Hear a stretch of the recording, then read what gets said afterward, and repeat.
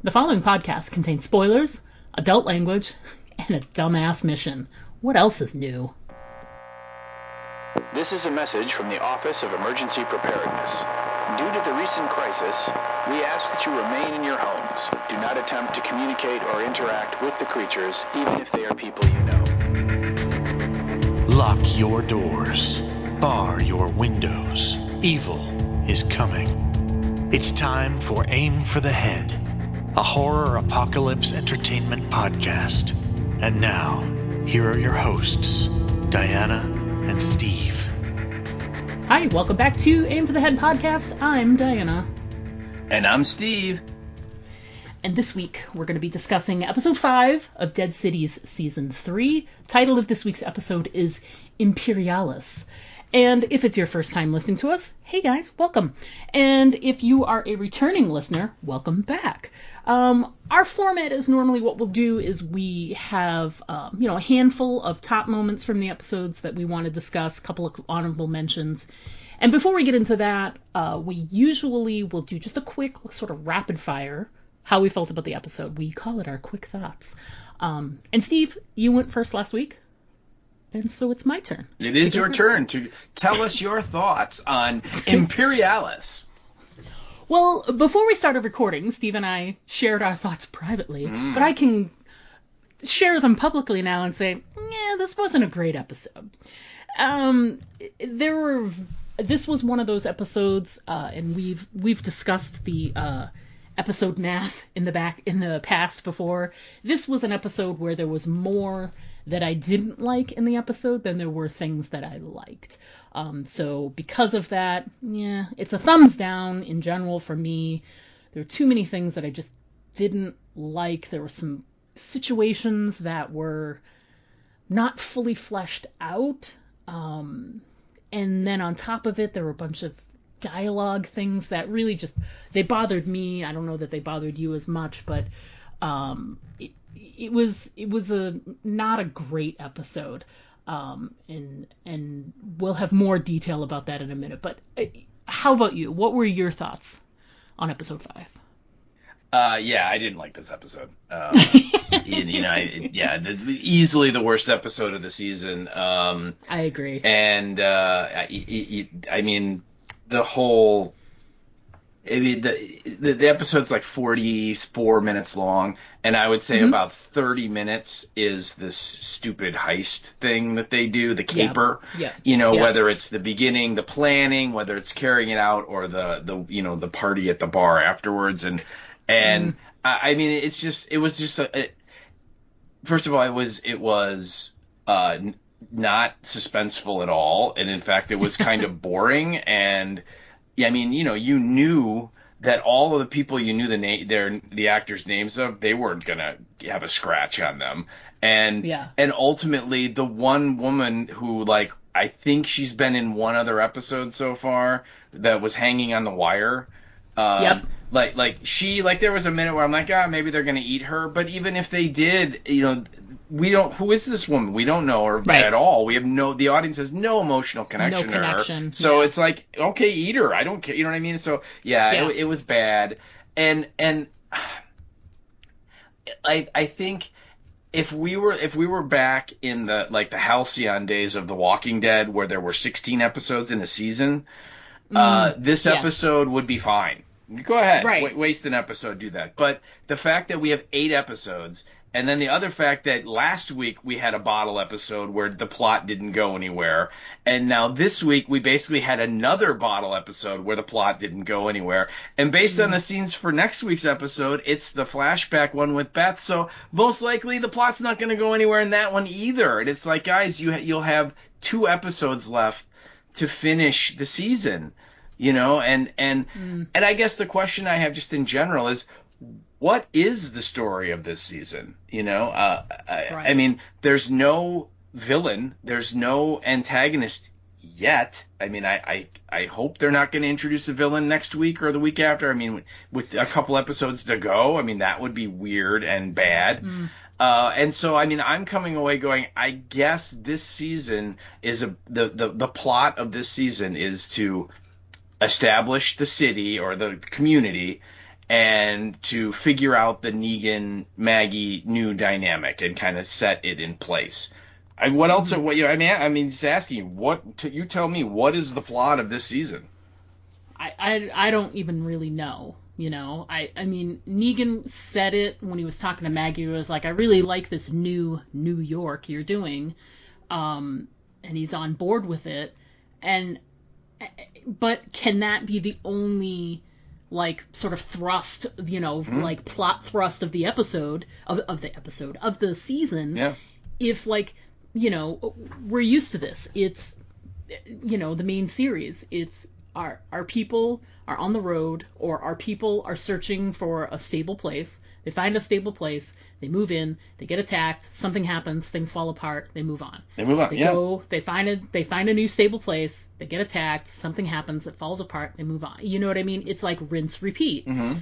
And that's the case with this series too, I mean, the first thing that happened in season 1 was we were introduced to this new place that Maggie was living, the Bricks, and we didn't have any connection with it emotionally. And then it's all about following Negan to New York, and she gets there, and now all of a sudden they're like best buds. So I understand, like in last week's episode when the episode was about really Maggie's emotional journey to, she doesn't need to be so protective of Herschel anymore. So she's in this sort of unknown place where she can ease off on him a bit. He's almost an adult and all this, so her emotional journey, I get it. And even, like you said, you enjoy the fact that, like, Negan's sort of circling back to being Negan. Mm-hmm. But what...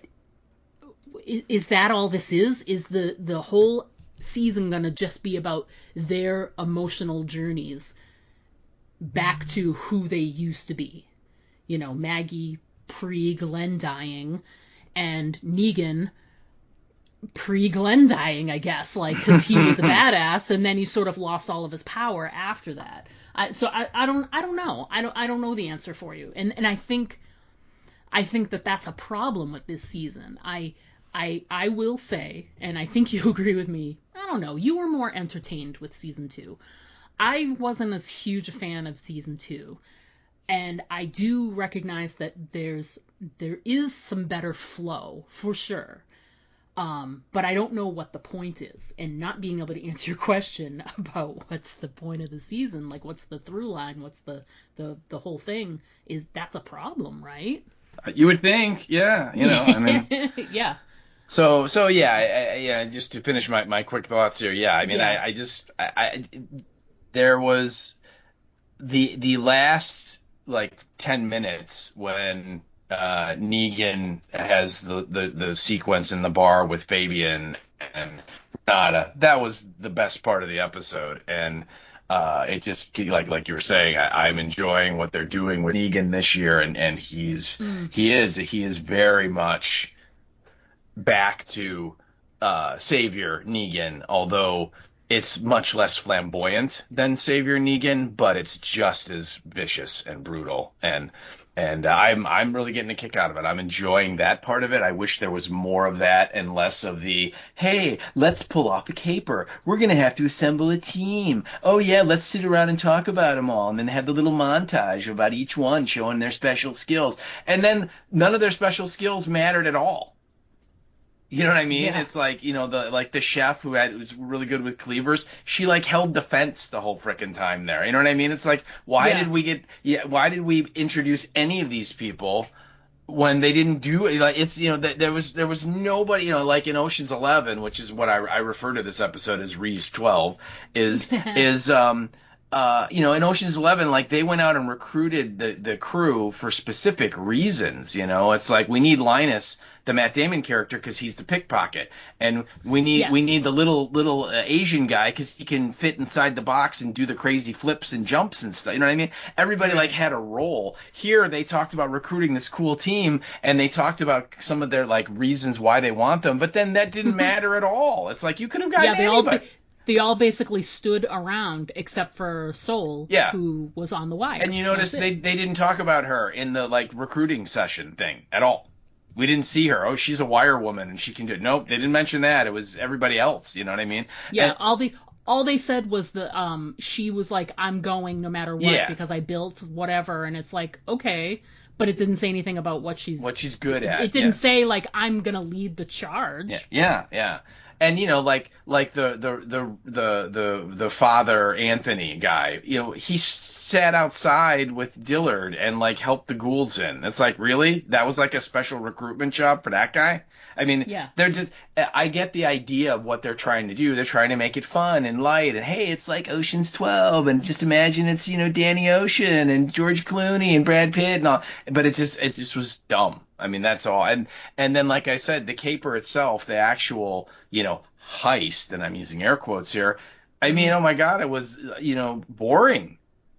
You know, you're just like, okay, let's, you know, how much time we got left? Oh, okay. You know, I mean, so yeah, I'm disappointed in this episode. I didn't like it, and I think it was a waste. And coming on the heels of last week's episode with the Traitor, which was also a non-plot moving episode, you know, like a standalone episode, I'm just confused as to why they're thinking they have all the time in the world to do all of these episodes where nothing happens. So yeah. So anyway, that's my quick thoughts. So. Okay. All right.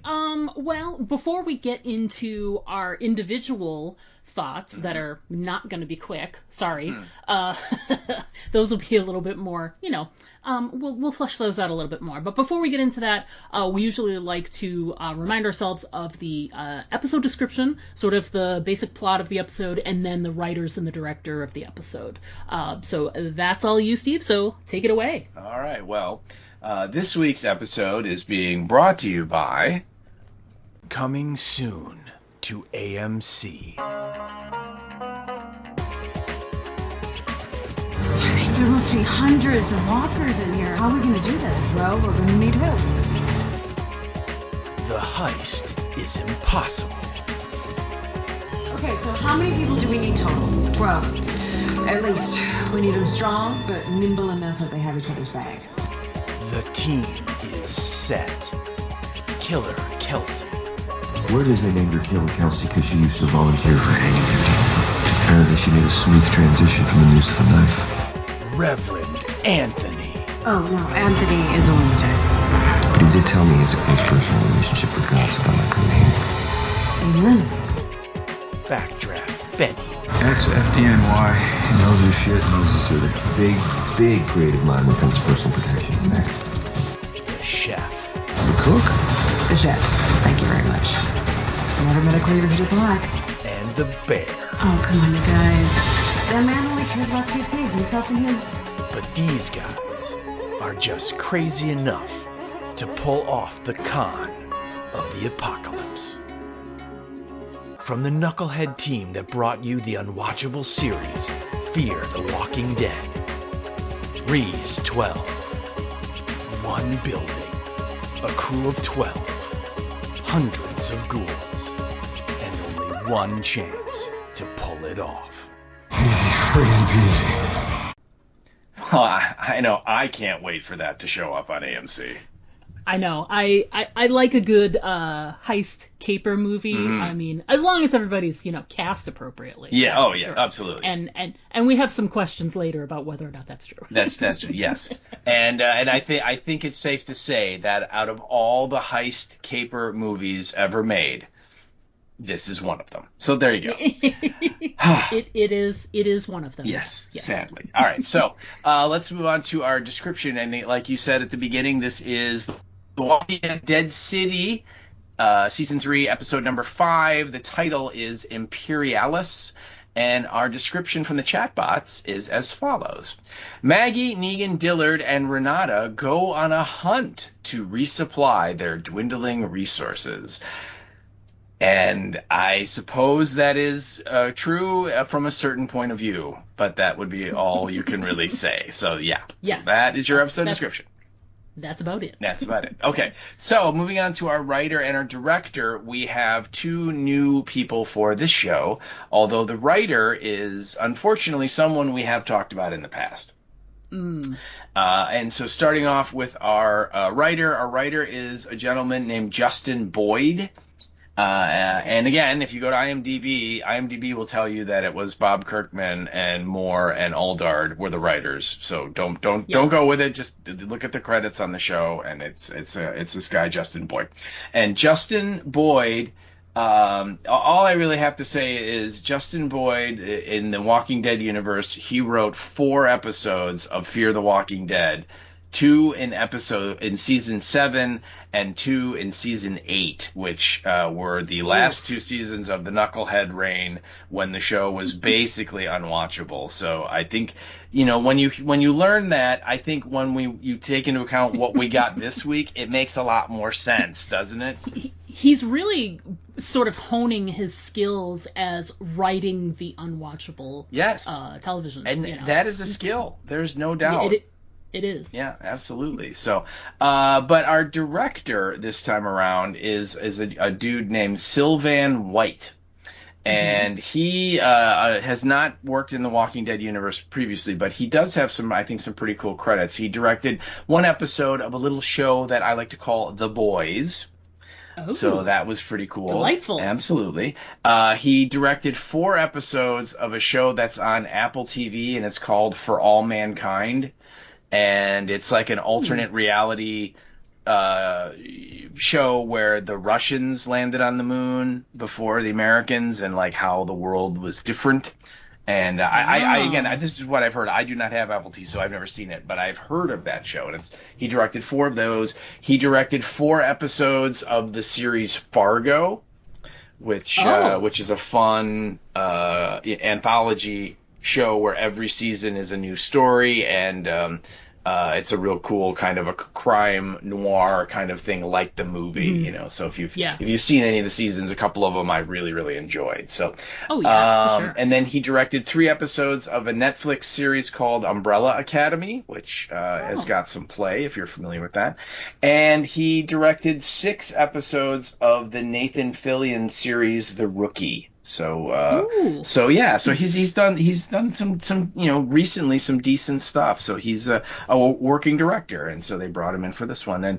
And I don't really blame him for this mess, because he did, I think, the best he could with the script that he had, and that script is not very good. So you can only make so much chicken salad out of the chicken poop. So yeah, exactly. So that is our writer and our director. Excellent. Let's get started with the first part of the cold open was them breaking the news that give me my food. Yeah, no kidding. Yeah, that's my number 1. Is I wrote down, fuck that, give me my food. Which there's a lot packed into that moment. First of all, they're gonna have to ration, which is that's the whole sort of plot thrust of the whole episode, because that's why they go on the mission. That's why everything happens with Fabian at the end. And so it's all centered around the fact that, the cave-in happened at the pantry. They're short on food, so now they have to ration. But the glimmer of hope is that the work that they've done in Central Park with clearing the land and planting things are starting to sprout. Mm-hmm. So there is hope on the horizon. It's just that time period between now and when they're going to be able to do that there's going to be a shortfall. Yeah. So they set up this rationing thing. Didn't they also say that Dillard helped them set up another one of those weird, enclosed food chain things? Right, which makes sense that they are working on that in the future for future stuff, but they can't really utilize it just yet. Yeah. Because, the turkeys haven't had babies and stuff. You know what I mean? It's a vertical food chain, but they have to it has to get rolling. So yes, you're correct. But the thing that really, really hit me hard in that whole scene is there's 2 things, but the first one was an absolute guttural reaction of F you to these people who are so ungrateful. They live in an actual house. Like, all of these people have an apartment. Now, maybe theirs isn't as finely appointed as, like, say, Renata's and Maggie's look really nice. But even the one that they, like, the open one that they showed to Negan, like, these have all, like, they're almost like how they were when people left them. Yeah. So it's art on the walls, it's a working sofa, it's a dining room table and chairs and stuff like that, which we're talking about, like, this is the apocalypse. You've been in it for 15 years. And, Maggie made a good point where she's like, we all have had weeks in our lives in this, in this world where getting the amount of food that they're going to get in the rationing would have been like a gift, because they've had less than that, and they all have experienced that. But it's funny how when you get more and there's like this expectation and everybody like turns, like the first thing that pissed me off was the guy that was like, Renata's trying to glass half full it. She says the thing about the turkeys, Dillard gifted us a couple of turkeys. We're going to get us whole system. And he said, you should have had that in place before you turned on the light. Yeah. Before we got here. And part of me is like, yeah, but she did not anticipate the building caving in on the pantry. You know what I mean? Like, they already had these sort of plans in place to do, like planting stuff in Central Park, starting doing some of the vertical stuff that Dillard does. But then the pantry thing happened, which was unexpected. So I just, that whole scene just rubbed me so the wrong way, because everybody it just had such a feeling of ungratefulness, and I hated it. Hated that opener. I was so mad at everybody. Well, you're so angry. Right. And by the way, I think when you talk about, Maggie saying, about, we've had weeks where, this would have been a lot of food. You really got to say it with that weird Maggie Southern drawl to really sell it. Yeah. We've all had hungry weeks where we sound like we're from the South, but really we're from England. We're from England South, yes. Yeah, Southern England. It didn't bother that. I didn't nearly get as angry as you apparently did. But yes. To me, it just kind of, I kind of felt that, because, they make the great speeches, and we got to pull together, and we can get through this and all this. And there's that kind of moment where you think that maybe they're buying all of this, crap that they're selling them, right? That your guys are going to go hungry. No one's going to die, but you're going to be hungry. But that we were going to get through it. And you think maybe they're going to go for it. And then that voice rings out, and you're like, no, they're not buying. It's not happening. They're in line of customer service, because this is not something they're going to buy. And I just think that kind of rang true. Much like Renata said, that these people, when they got here, they were, and the lights worked and there was food, they were behaving, they were being good people and following the rules that we'd set up, and, being civilized. And now they're scared, and they're hungry, and they're worried about themselves and their loved ones and all that. And all of those societal rules go right out the window when those things are going on, as we've seen in all these shows and all these apocalypse stories and everything. And I just thought that kind of ring true, that I think that, that's a great speech, but I'm hungry, so give me my frickin' food. It just was difficult because, like, to me, I saw it from the position of, like, and I agree, like, no matter what, I also think some of the wording of how, like, Renata and Maggie, like, they were trying their hardest to, like, soften the blow, but it didn't need to be softened. It's going to be a blow regardless. If it had been more like, listen, this sucks. It's on us. It's our fault. We didn't plan for losing the entire pantry, and we should have, and that's on us. But we have these things. We can't change what happened, but we can do these things and work together as a community and make this happen. And you're angry, and I understand that, and da-da-da. But they just sort of, like, I don't know. Like, even, and I get what you're saying, that the feelings there were sort of understandable, and I get that. Like the guy who was like, we came here, you know, and Fabian's whole thing was like, we could have just stayed behind at the bricks or whatever, and we came here and we left everything because you promised a certain thing. Right. But I just, I feel like it's not their... It was, you know, nature did that, not them. That doesn't matter. That's a YP to these people. You know what I mean? Right. They're like, Of we course. don't care. If the pantry got destroyed, you should have had a plan in place already to Right. counter that or anticipate that. And the fact that you didn't, that's not our problem. We want the food you promised us. You know what I mean? That's exactly. Yeah. Exactly. And one of the things that I think is highlighted by what happened is that you really shouldn't be keeping all of your food in one location. Well, that's certainly a thing. Yeah. Yeah, absolutely. And I don't understand why they did that, but, and it's like, it's in the basement, which, yes, it makes it more accessible, but it's like, I don't know. There are problems with all of that. Well, you know, okay, you're right. They should have had, you know, multiple, like, pantries throughout their settlement to spread the food out.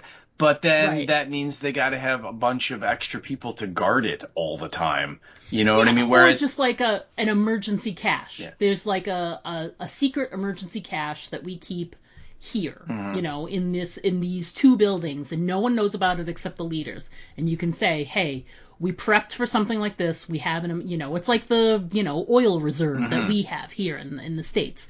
You know, we're ready for this situation. You know, we keep a secret, you know, place for just this reason. We're going to pull all of the food out of there and we're going to distribute it so that will help us until, you know, blah, blah, blah. Yeah. And not to like belabor the point, but in my honorable mentions, I talked about having the lack of food felt like, here's this opportunity for people to sort of shine and come forward. And I understand some people are just going to be like, listen, I do my job every day. I should be able to get food. But I also feel like in terms of like organizational skills, Renata and Maggie and others, like, first of all, there's never any mention, like, are they trying to dig through the pantry and get as much as they can? Because yes, there was a collapse, but like, could you dig, you know, are there little pockets of space where maybe, you know, tucked underneath something is like a cache of like cans or something, you know, that they could maybe pull out. And, you know, maybe you say, you know, we want you people to help us here. We're going to try and get as much as we can. And I never see them mention this. Hello, you're on an island. Are they fishing? Hello? Right? Like, You think? You know what I mean? Like, they were talking about, like, we're going to get 4 cans and a box of pasta. I'm like, who isn't fishing and bringing, you know, fresh fish over for everybody so they can have meat, you know? Yeah. It's not like there's a lot of meat choices on You know, maybe Maggie and Renata just don't like fish. So they're like, no, I'm not going to eat it, so don't bring it to me. That's possible. That's possible. But anyway, so I just, it was, to me, that scene, while I see your point and I understand people coming from that, it felt to me like a lot of sour grapes, and it set up my mood for the rest of the episode, which was great because I ended up not liking stuff, so I was like, this episode sucks. Anyway. Gotta say it with the Maggie Southern drawl. This episode sucked. So that's my number one. Fuck that, give me my food, which just felt like, ugh, gross. So let's talk, let's see, your number one, does it come after my number 2? No, it actually starts before your number 1, but that's okay. Okay. So, all right. It's the very opening scene where Maggie and Renata are standing right outside of the Empire State Building. And, you know, they're sort of talking about, you know, what are we going to do?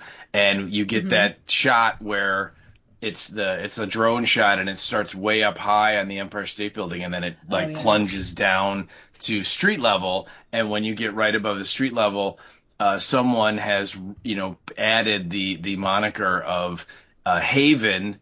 And then in between the letters of Haven, Haven's in white letters, and in between the white letters, someone has written Hell. So you have Haven and Hell.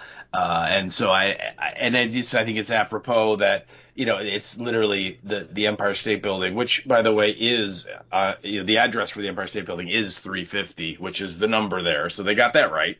Nice. It's like 350 State Street or Fifth Avenue or something like that. I can't remember. Yeah. Yep. And that's right. It's like when they first showed the building, I thought, is that the Chrysler Building? But then I'm like, no, the top's not right. The way the top is and the Chrysler Building is different. And then I'm like, well, maybe it's like the Chrysler Building, but like part of it is falling apart, because of what we've been seeing with how the city's falling apart. Yeah. But then I looked at the address and I'm like, and I actually Googled, I'm like, what's the address for the Chrysler Building? And it's something completely different. I'm like, well, okay, it's not that. And so then I looked at other buildings and I'm like, it's the Empire State Building. So, but yeah, and it's just, I think it's apropos that the doors are chained up, much like we've seen in other Walking Dead shows and episodes. Right. And it is, somehow, for whatever reason, it's just like packed to the gills with ghouls. So it kind of is a haven for hell. Right. That kind of like, you do not want to go in there, so anyway, I like the shot, the drone shot when we start at the top of the building and just plunge all the way down to street level. And of course, this is where Maggie hatches her, crazy ass plan. And right. And Renata is like, I don't know, it could be kind of dangerous. And, it's like, it won't be Maggie or Renata. Trust me, it's going to be boring. So, but, that was kind of my first point. I kind of liked that shot of it, and this is before I knew how dumb the episode was going to get. So I still had high hopes for it. So, yeah. Stupid, dumb episode. I know. So my number 2 and your number 2, I think mine comes a little before. Yes. But it's all about the planning of this whole. Yes. I like your wording for it. You call it a caper. It is. It's a caper, and apparently the first thing that Maggie and Renata decide they have to do is they have to get Negan on board. Of course. So which makes sense because he is the other, actor on the show that's in the, the main credits that right at the top. So they do. So they go to the bar and they start, they're talking to him, and this is where I think some of the audience might have been lost when the discussion turns to, electricity's really good because it can power people's stuff. Yeah. Or is this, we're talking about the vibrator talk? Yes. Yeah. So I included that because, I'm not a prude. I've got a dirty mind just like the rest of them. But there were 2 different scenes where it's almost like Negan and Dillard are like teenage boys. Uh-huh. Whenever they get together, it's like Negan says something, Dillard's got to outdo it. It's kind of like, it works better like in that scene where they were playing the video game together. That's great because they're like calling each other out. They're giving each other like gross nicknames and it's basically like your mama jokes, right? But they keep that whole like feeling alive when there's other people in the room. So they start making these like comments about, vibrator. I thought those were battery powered. No, you can plug one in and it's just like high powered. And then they go, oh, this, and they keep going to the point where Renata is like, stop, like enough. Like we don't need to be sitting here talking about vibrators. Thank you very much. And then there's another scene later on where they're doing the planning of everything. And they're in the bar, and then he does this whole speechify thing about having balls, and balls this and balls that, and you gotta have balls and balls, and I'm like, are we done talking about balls and vibrators, please? I mean, to me, it felt like, it just felt like lazy writing, that, because they took this, like, these little things where, like, Dillard and Negan acting like teenage boys and being inappropriate, and they just made it like bigger and grosser and like just not engaging in any way. You know what I mean? There were different ways they could have done that, or they could have made like one joke, but it was like 6. So yeah, didn't like those scenes. Okay, well, I first of all, I think you're underestimating yourself. You're a tremendous prude, but no, I'm just kidding. I've been around this woman, and she's not. So no.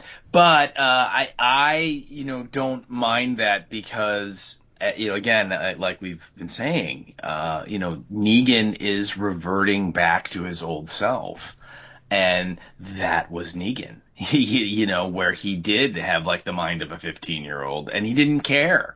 And at first it was just with Dillard when they're playing video games. But, as he's settling into this new old persona, he's he's not nearly as concerned about I'm going to act this way around everybody because now I'm comfortable with it and it's fun and I remember it being fun and it is fun and so I'm going to do it. And the fact that Dillard is kind of his foil and will go along with it. And I got to ask, what was your favorite setting? Was it Virgin, was it Housewife, or was it porn star Jackhammer? I mean, what do you think? I'm not answering that question. Right, that's what I figured. But yeah, I mean, it's juvenile, and I think he's doing it clearly to annoy Renata because it annoyed Renata, right. and so the point when she's like, oh, can we just stick to what we're talking about? You know what I mean? Like, when she's like, literally, I'm up to here with this. Stop it. Don't make me send you to your room. You know what I mean? She's like this close to pulling the mom card on them and being like, well, you got, cut it out. No more talking in this car trip the rest of the trip. We've all been there when you're driving with your brother or your sister on a long car trip. We all know what that's like. Oh, yeah. So yeah, that didn't really bother me as much. I mean, I think it's part of it is I get the sense of the writers have been told that, hey, this is on AMC, and a lot of the rules of what you can have your characters say and not say are not really there anymore. And so they're kind of seeing, well, yeah, let's go as dirty as we can and see what we can do. So I think you're getting that coming into it too, that he kind of had this thought of like, well, what would be like, something that Negan would bring up that would, like, again, the 15-year-old boy in him would go, squee, this is going to be fun, and this is what we get. Yeah. So yeah, it didn't bother me as much as it bothered you. I mean, don't get me wrong, the ball talk, it's like, okay. And I think the thing that bothered me more was how everybody like applauded when he finished with his speech. I'm just like, really? That wasn't inspiring at all, but, but anyway, so a little further on that, after the vibrator talk happens, Negan kind of realizes, wait, you want us to help you on this crazy ass mission. And, he points out that Dillard had just donated, the starter pack of turkeys. And so they've kind of done their share for recent times. And it's so great because Renata, with just this stone, emotionless, cold face, looks at him and goes, well, maybe Maggie can make you a tuna casserole as payment. and then Negan kind of gives that, he kind of tilts his head a little, and kind of cocks his head and is staring at her with one eye. And he knows exactly what she's aiming at, right? And he just leans forward and just doubles down, like literally goes all in and goes, well, what is he? He goes, I did hear that her tuna casserole is to die for. Yes, it's great. It's a great line. And I love that exchange. That was fun. That was great, and...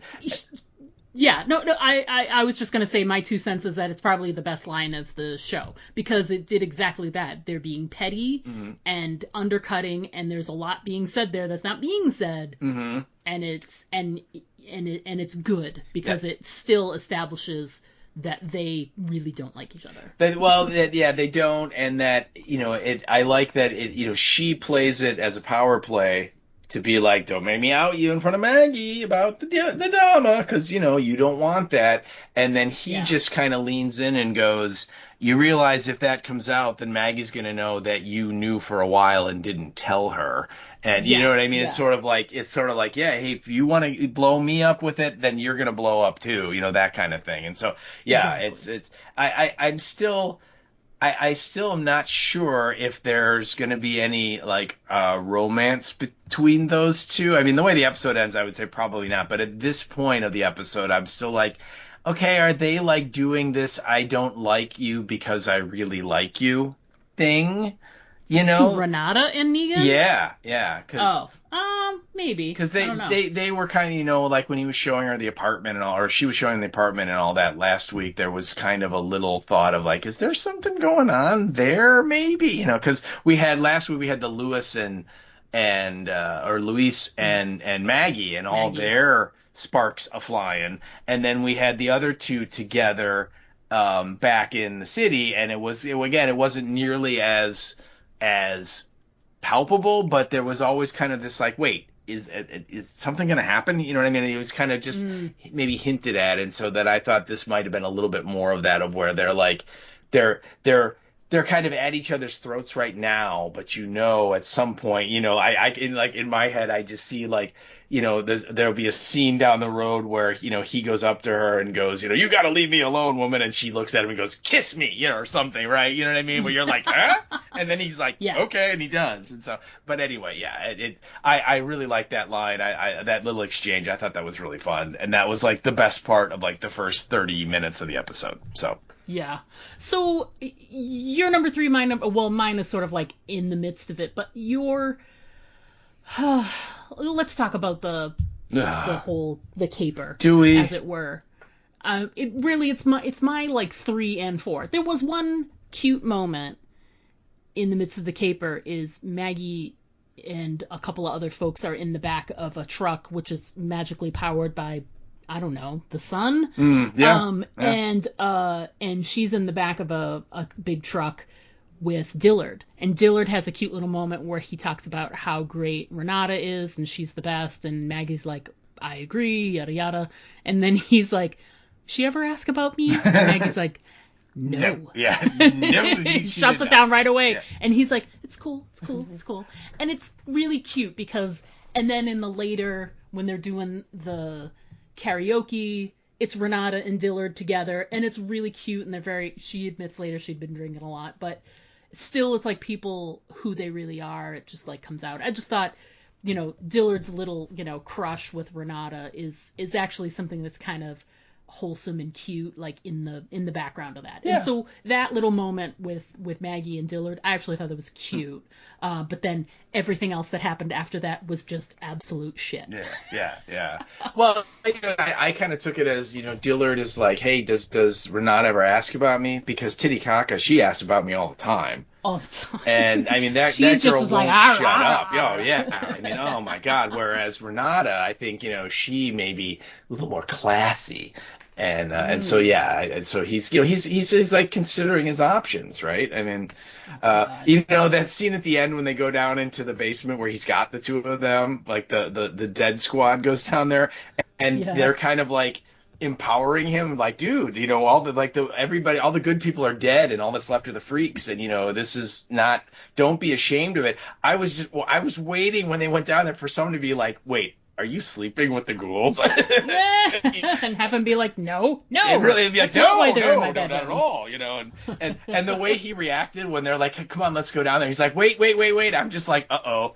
Is like please let the ghouls have their clothes on. It's like does he have to go down and like straighten up? Is like Titicaca like, you know, like chained to the bed or something? And he's like, I didn't expect company, you know. But that scene was cute, and you know, Lauren Cohen plays it really good because she knows exactly why he's asking the whole time. She's like, oh, for sure, you like her, you know, and then in her head she's like, yeah, this guy's got no shot with Renata, you know what I mean? Yeah. So she's like, how do I let him know and not crush him, you know? And so when she's like, do you ever ask about me? And she's just like, no, you know, like I don't know how else to tell you, but she doesn't, you know? And So gives him some reality there. Yeah, you know? Right.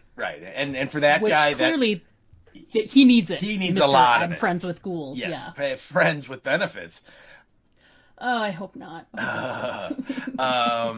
So anyway, so we get to the caper, and I mean, it's dumb. There's no doubt. My note here is it would bored me. It was not tense. It was not exciting, and it was not even really very clever.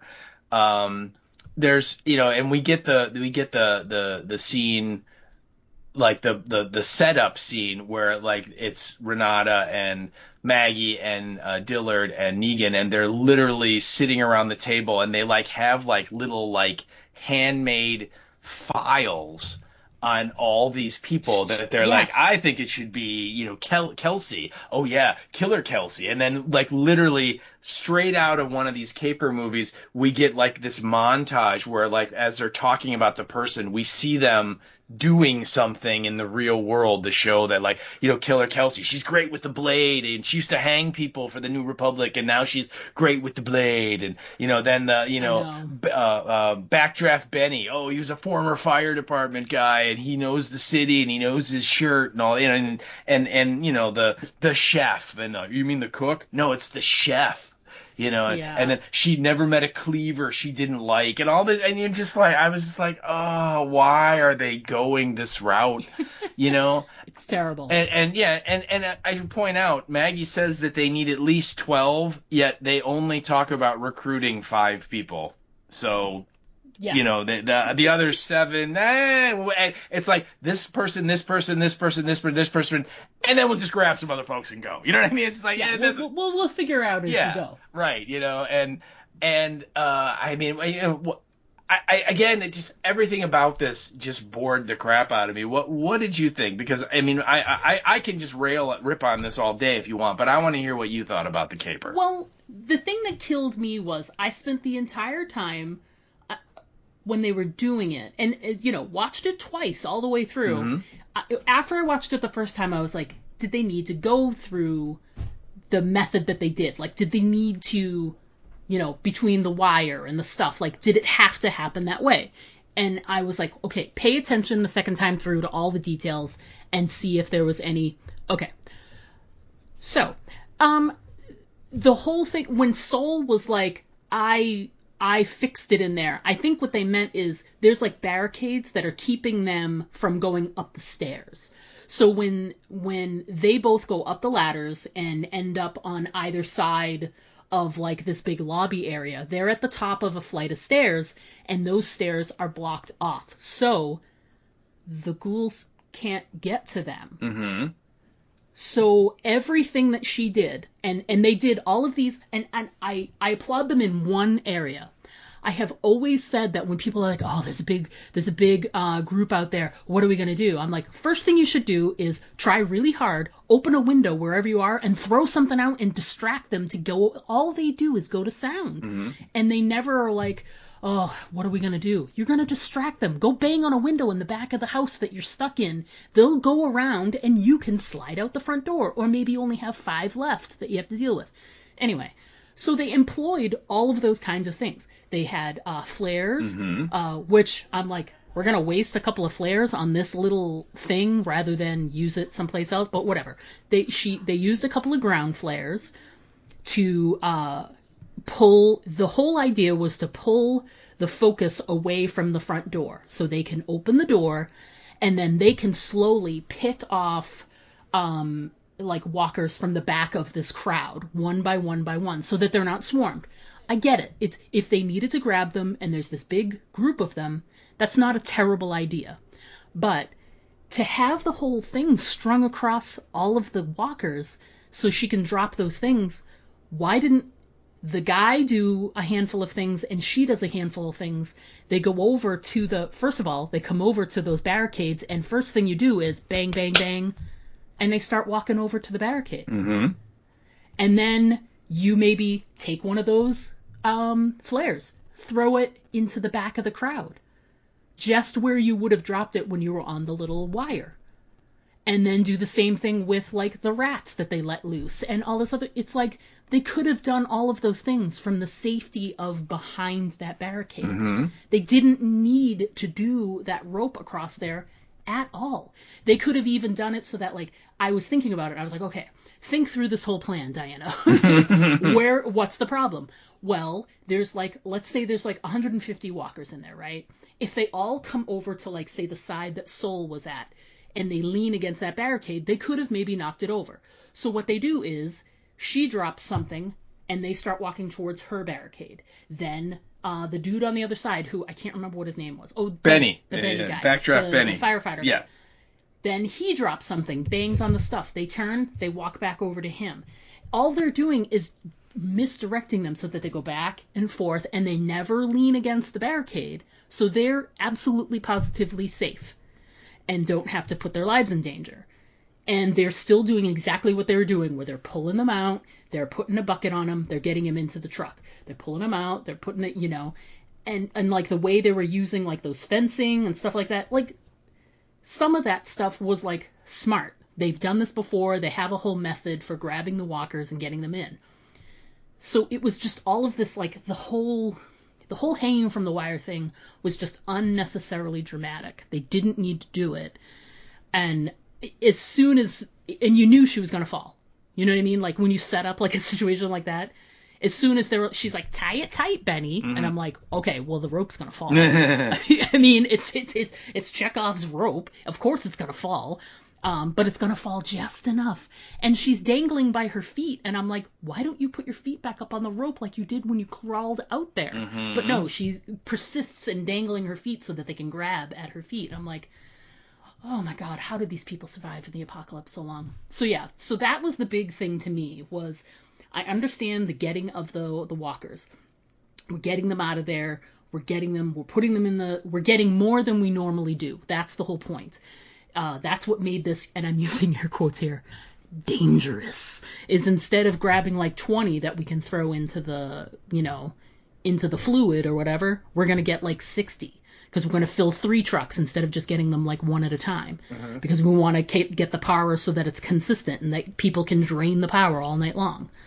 To me, I understand the reasoning behind getting the walkers. I understand the reasoning behind trying to be safe in the front. I just don't understand why the rope was absolutely necessary. There are so many ways to distract walkers. And they were using those methods. They didn't need to be, like, dropped right in the middle. Mm. What did that accomplish? Nothing. It was supposed to be exciting. It was supposed to be dramatic. And it wasn't, because it's a character we barely know. Yeah.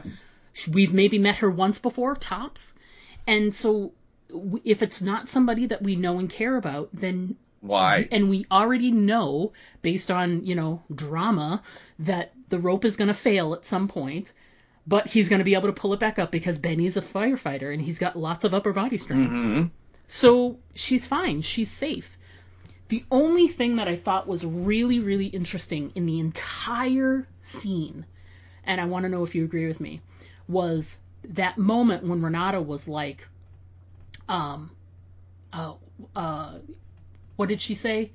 Open up the gates. Yeah, we got to go in and get her. We got to go in and get her. Open up the gates. And Negan was like, don't fucking open the gates. Yeah. If you do, we all die. Yeah, yeah. And she was so adamant because it's her, it's a friend, it's someone that she's close to.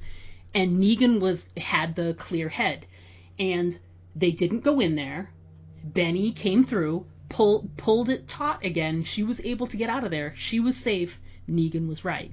So in that tense sort of standoff moment, I thought that was the only tense moment there. Wasn't the what was happening, it was the Negan and Renata sort of like, that was the only tension that existed in that moment. Because you already know that she did the whole threaten thing. Mm-hmm. And then he's going against what she's saying and is like, no, if we do this, we're all going to die. And so that was the only part of the entire caper that I thought was interesting, was that they had that moment in there, that they built that in so that they could have another moment where they don't agree with each other. But in this instance, Negan was right. So, I don't know. What about you? What about the details of the caper? Other than the whole thing, really. Yeah, everything about it was okay, so... They're going to go in and they want to get this massive load of walkers, yet they bring 3 trucks. That's it. I mean, right. Like you said, you could fit maybe 20 in a truck, maybe. So, okay, so you have 60. Right. All right. That's going to, help you power the city for, what, a day? And then you're going to have to do it again. And the fact that, Renata points out at the beginning, she's like, oh my God, there must be thousands of walkers in there, right? Which, that's a whole other thing. Why is the Empire State Building, filled to the top with walkers? You know, how did that Right. happen? You know, that doesn't make any sense to me. Why would they stay in there? But so I mean, right off the bat, when those three trucks drive up, and besides the fact of their trucks that are driving, which as we talked about last week, Right. it just Yeah. you know, just get past that. That's just a thing we got to accept. Yeah, it's like okay, why do you not have like 20 trucks and you're gonna just, you know, take thousands of what, you know what I mean? If you're gonna do it, Yeah. do it, right? I mean, Right. what's this? Hey, we're gonna go and pull 20 of them out and then we're gonna leave. What? That's dumb, you know. And you know, yeah, and you're right. The whole thing with the line was stupid and unnecessary, but you know, the whole sequence, it just kind of reminded me that really this started later on the main show, but Fear really picked up the mantle with this, and then basically all of the other spinoffs have kind of done this, which is the walkers are the ghouls are very much less threatening now than they were when the show first began. They're very much like on Fear, they were just background players. I mean, you know, there were scenes where like literally people would be standing on cars and the ghouls are surrounding the car, and yet not one ghoul goes, "Hey, I could just reach out and grab your leg." No, they didn't. You know, they just kind of look at them, right? And then, Of course. And it started happening on those shows where you have this situation where someone is surrounded by ghouls. So ghouls have live food right in front of them, and then they make a loud noise in the distance, and the ghouls immediately turn and leave the food that's right there to go follow some weird noise. And I'm like, no, they're not going to do that.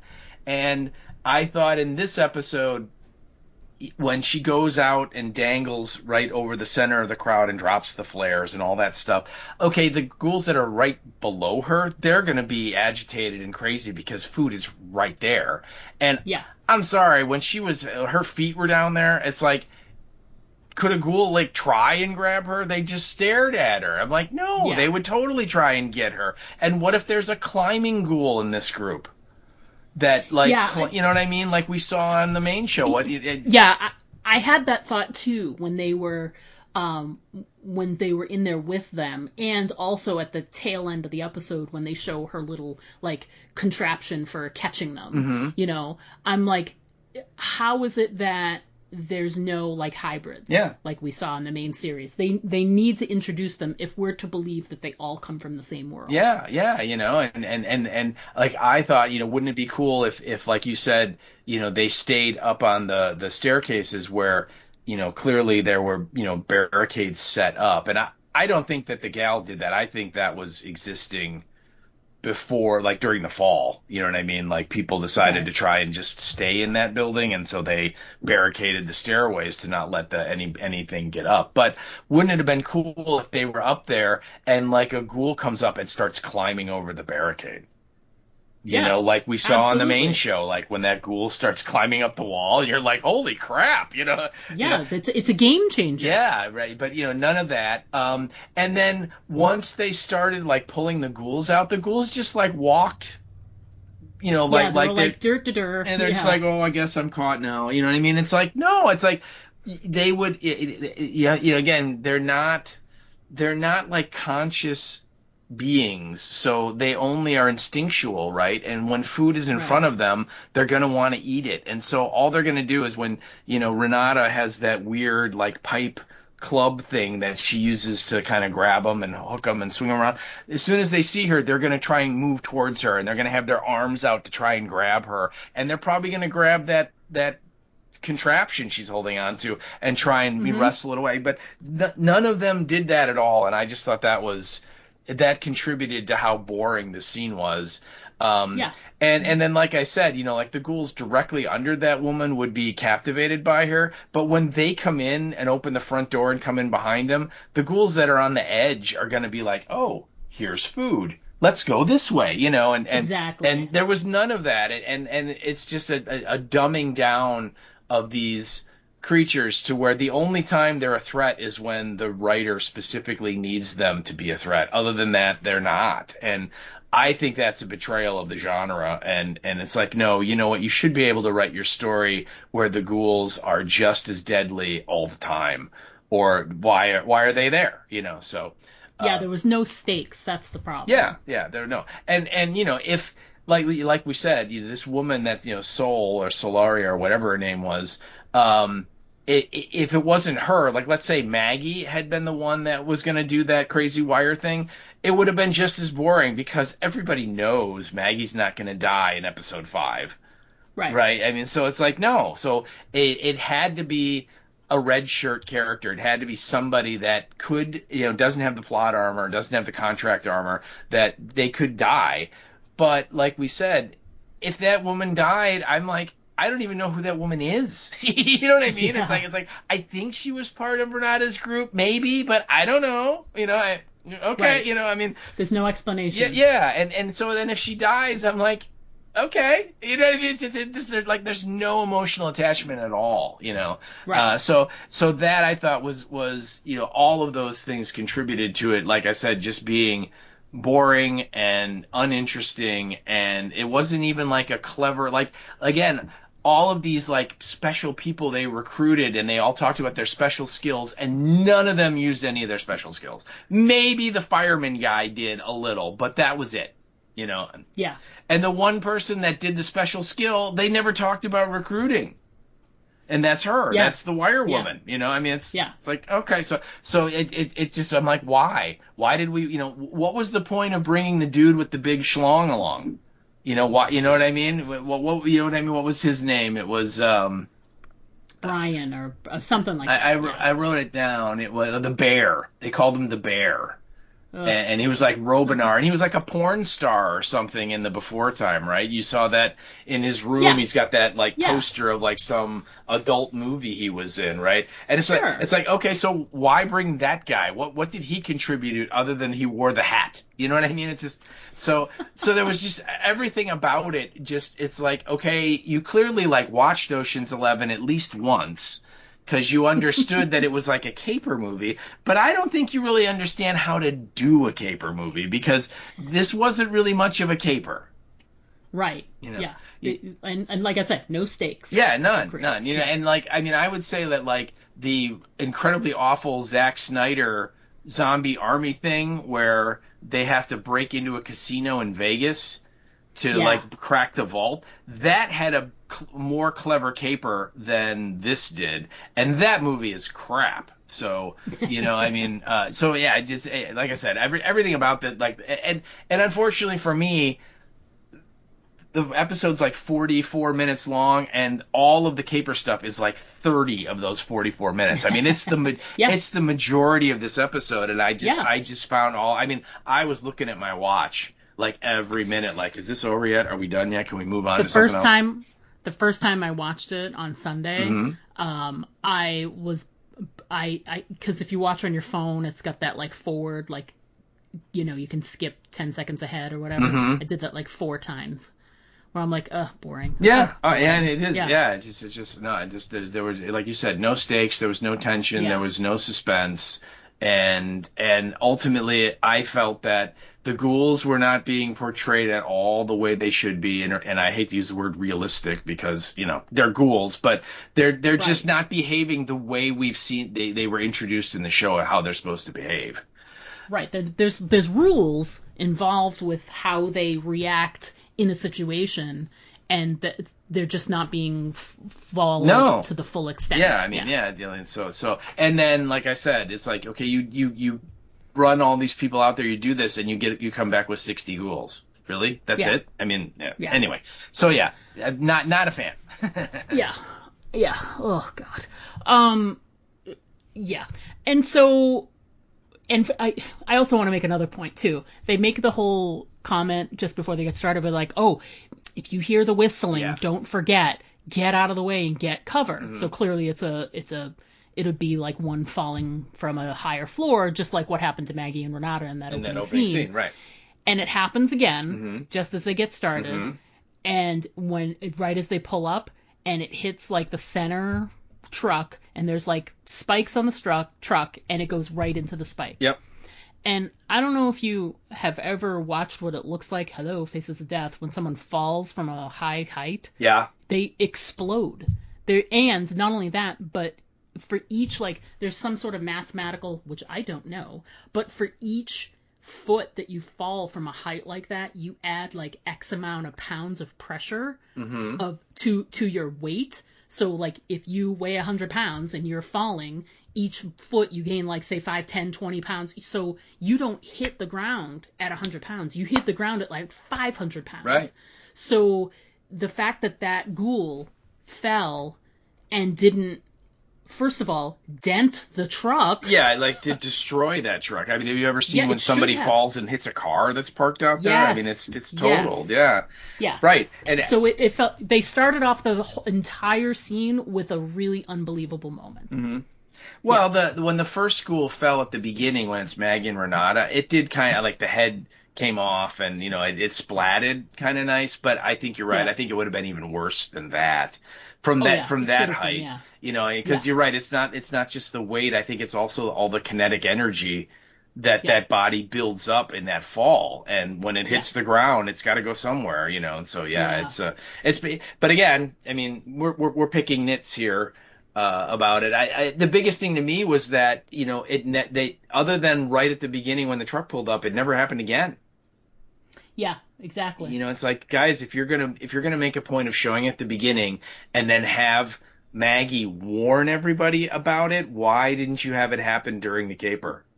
Yeah, it should have happened at least a couple more times. Yeah. So, but again, you know, it's just a lot of things are just poor choices, I think, in the writing. But so they finish the caper, and so then they go to Dillard's bar to celebrate, and that's where I think our next points are. Yeah. So we have the whole like karaoke, like bonding and all of that. And the whole scene itself, yeah, it was fine. There wasn't anything like terrible about it. I mentioned earlier like the, you know, Dillard and Renata having like a cute moment with the karaoke. That was fine. Unscripted. But also kind of like expected. You would hope, like, based on what he said, that like he would try to like spend time with Renata again. And there's even a moment later where he's telling some story about when he was a cop, which I keep forgetting that he was a cop in before times. Yep. And so he's telling some story about how they used to be with, you know, something, and they were a you know, death squad. They called them the Red Squad, was the elite now force. We can be the dead squad, which was cute, right? Whatever. Yeah. But in that moment, he got distracted because he was watching Renata, which was cute. Yeah. And they were like, "Hello, you were talking." And he's like, "Oh yeah, right, sorry." Yeah. That was fine. But my one big thing that I am absolutely angry about. Tell me, what annoyed you in this scene, Diana? I said, look, they can be friends/friendly, and then in caps, nothing more. Stop with the Negan Maggie quote unquote vibes, okay? Okay. You know, because we were talking at the beginning about what's the subject, what's the point. What's the plot of season 3? And if season 3 is about the emotional journey that Maggie is going on to prove that she can move away from, you know, Glenn and, you know, still love him and mourn him, but be able to move on to the next chapter of her life, that's great. And if her being able to relax around Negan is part of it, that's fine as well. Because wouldn't that be the ultimate, like, I'm able to move on because this is the person that killed my husband right in front of my face, and I'm able to let go of all of that. I'm still angry he did that, and I'll, in my heart, always feel a certain way, but I can let go of it right for now and move on because that hate is holding me down, and I can do other things with my life. Like, that's all fine and dandy. But stop with the flirty stuff, with the fun and the giggly, ooh, and her whole, like, Negan, where are you? Like, it's going to make me blind and whatever. Oh, my God. Just that whole scene, I just spent it watching the whole thing going, gagging myself. So that's how I feel. Again, like I said when we were talking at the begining, hate sex is awesome. I'm just saying. Although, you know what, And I agree. I mean, I think Maggie's ability to be like, yeah, you know, Negan, you're cool, and we're going to be able to hang out. I don't believe that for a second. They're just, I mean, that clearly was a conceit that the actors got from the show to come back. And they both talked about it, that like the old dynamic of Maggie's going to kill Negan. When is Maggie going to kill Negan? Why hasn't Maggie commenced with the killing of Negan? Which is in every scene that they're in the first 2 seasons. They're like, this is boring. We don't like doing this. There's nowhere to go with this, right? And so they're like, fix it. And so they've kind of come up with this cockamamie thing that she's like cool with it. And I just, no. I call BS on the whole Yeah, thing. it's just, again, like we said, this is the woman that came back to the hilltop, after, getting away from the sanctuary and hung Gregory.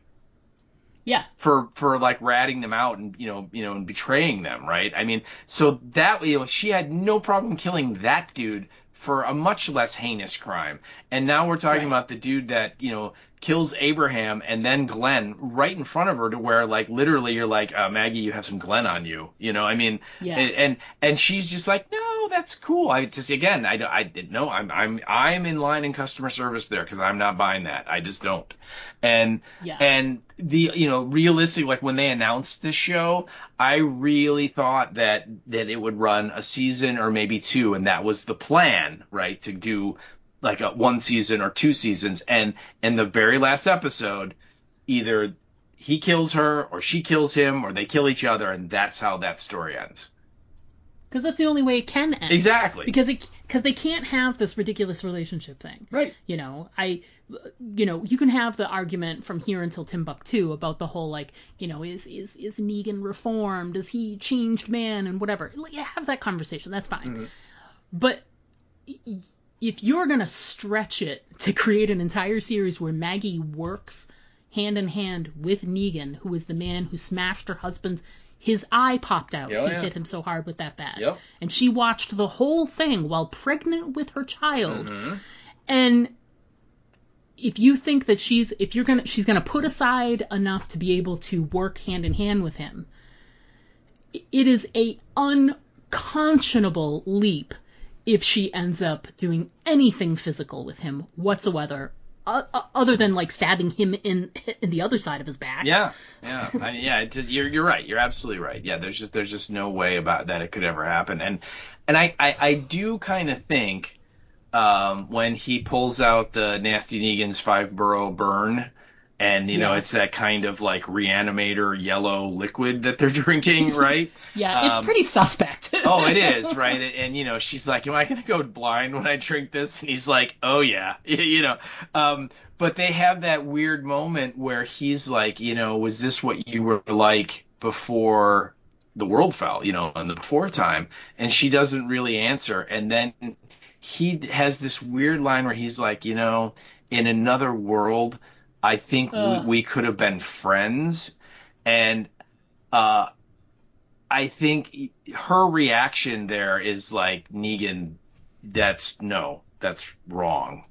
I will never be your friend. And the way I think Lauren Cohen played that scene was, he pushed it a little too far, and the whole idea of, oh yeah, this is the guy that splatted Glenn came crashing back into her brain, and she kind of had that, no, this is not right, this is the first time in this season that she's had that thought where she kind of remembered, oh yeah, and just the fact that he asked her, like, is this what you were like in the before time?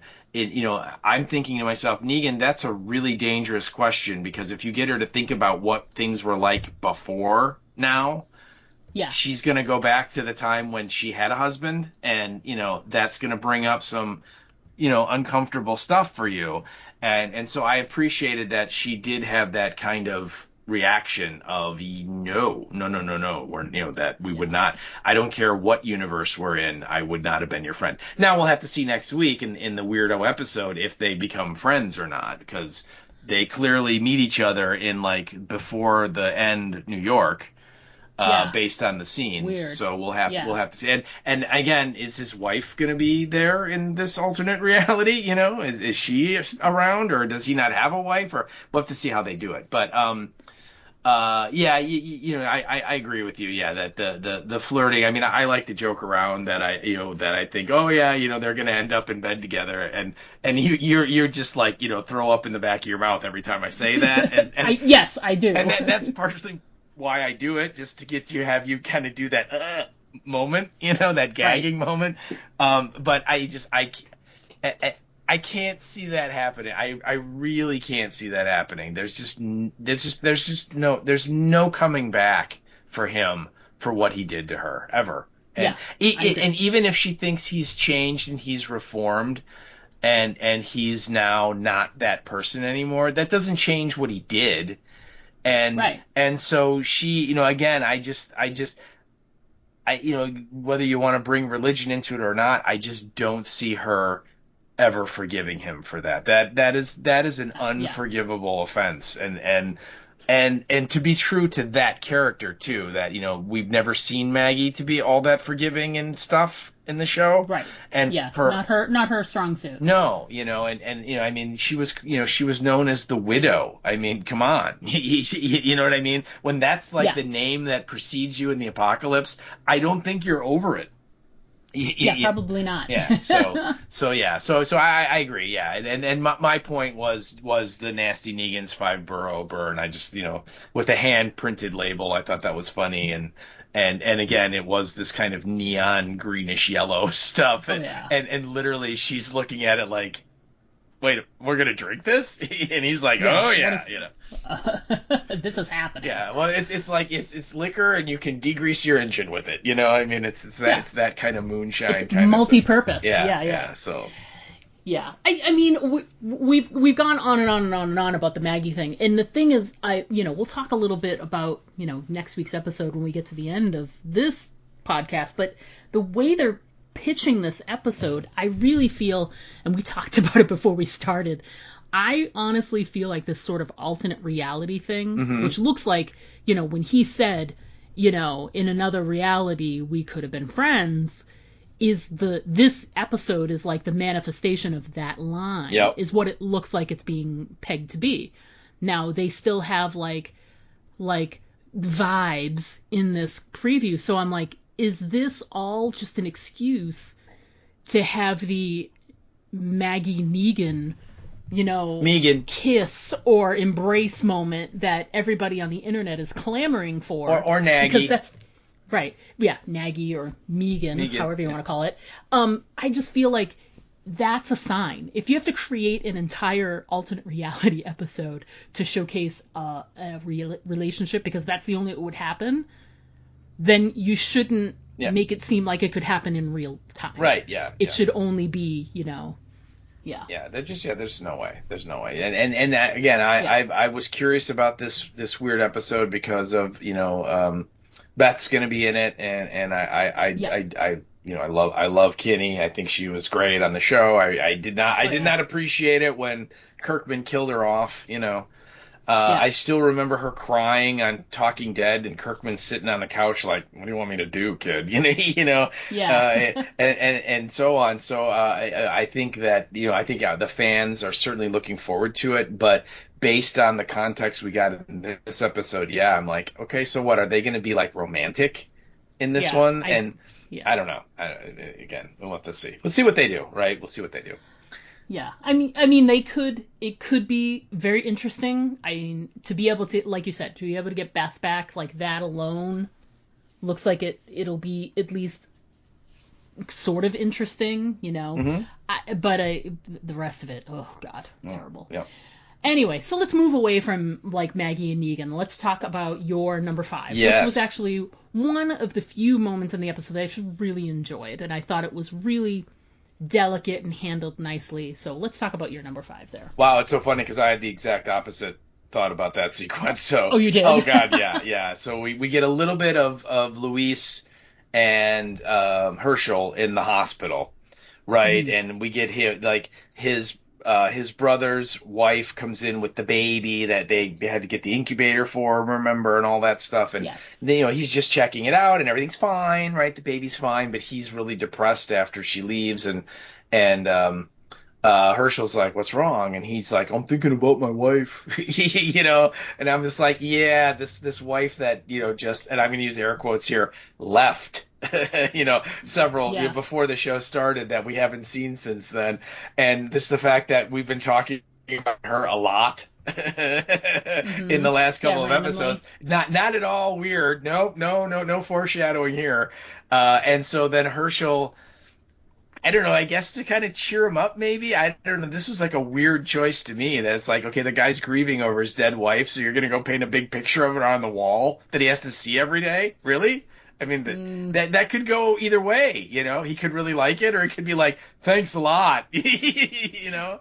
I do think, like, when that scene was sort of happening, and he brought her over, and as soon as I was like, oh, did he? And when he goes, Marisol, because he obviously recognized her from the way he painted it, which looked really cute. I was like, in my head, I'm like, this can go 50-50. Yeah. He could immediately been like, you had no right. How dare you? And da-da-da-da. I'm trying to move past her, kid. Right. You know, now I got to stare at her every damn day. To me, I felt like it was a really sweet... Luis has done a lot of really nice things for Herschel. You know, teaching him about medicine. He's kind of mentored him. He's become kind of like a father figure for him in a lot of ways. And I think Luis understands that. He understands the where he falls in, like, you know, in Herschel's life. And I think what he said when he's like, they're gone, but they're not gone from your hearts, was him trying to say, like, you can mourn her, but you should also still remember the things that you love about that person, you know, which I thought was really sweet. And considering how much other, like, terribleness there was in this episode, I was, to be fair, maybe it wasn't a great scene, but I was sort of clinging to whatever I could. And I have, of all the things that have happened this season, I have really enjoyed Luis taking on Herschel as a mentor, because it's sort of taken, it's also helped Maggie, because Maggie's able to take the whole, you know, oh, my son doesn't have a father, and all this tragedy about Glenn, which is absolutely, you know, valid, but you can sort of forget about it for a day, because Luis is filling in as that father figure, and is teaching him a trade, and is teaching him something, and is also, you know, in a sort of like Herschel Senior way, teaching him the ways of the world. And, you know, like when he made the joke about the bosoms, and he was like, we don't know what these people have lost. Yeah. We need to be more sensitive, you know? And I like that they've created someone that's a father figure for him. And I thought the same thing with the picture. I was like, are we going to see Marisol again? Look, as soon as he's like, hey, I got this picture, I asked around and someone had a picture, like a photograph of her. Because you're like, how do you know what she looks like, kid? And so then he paints this amazing picture of her. And like, as soon as he said he had a picture of it, so this is what she looks like, I'm like, oh, I mean, go online and bet on the futures thing that woman's going to show up by season 8. Without a doubt, in my mind. You can take it to the bank, bet the mortgage, whatever you want. I mean, that woman, Marisol, is coming back. I think, honestly, if they want to do it right in terms of, like, dramatic structure, really it's going to be right as Maggie kisses him. Yes, it's like he's going to start something. He's going to finally, you know, she's going to finally be ready, and they're going to, you know, kiss and talk about their future together, and, you know, with Herschel, and it's going to be the family, and it's going to be all great. And then literally, honey, I'm back. Yeah. You know, and then, you know, we'll have Luis look at the camera and do the Home Alone thing with the hands, like the, you know, yeah. I mean, it's again, episode. It's gonna be the season finale.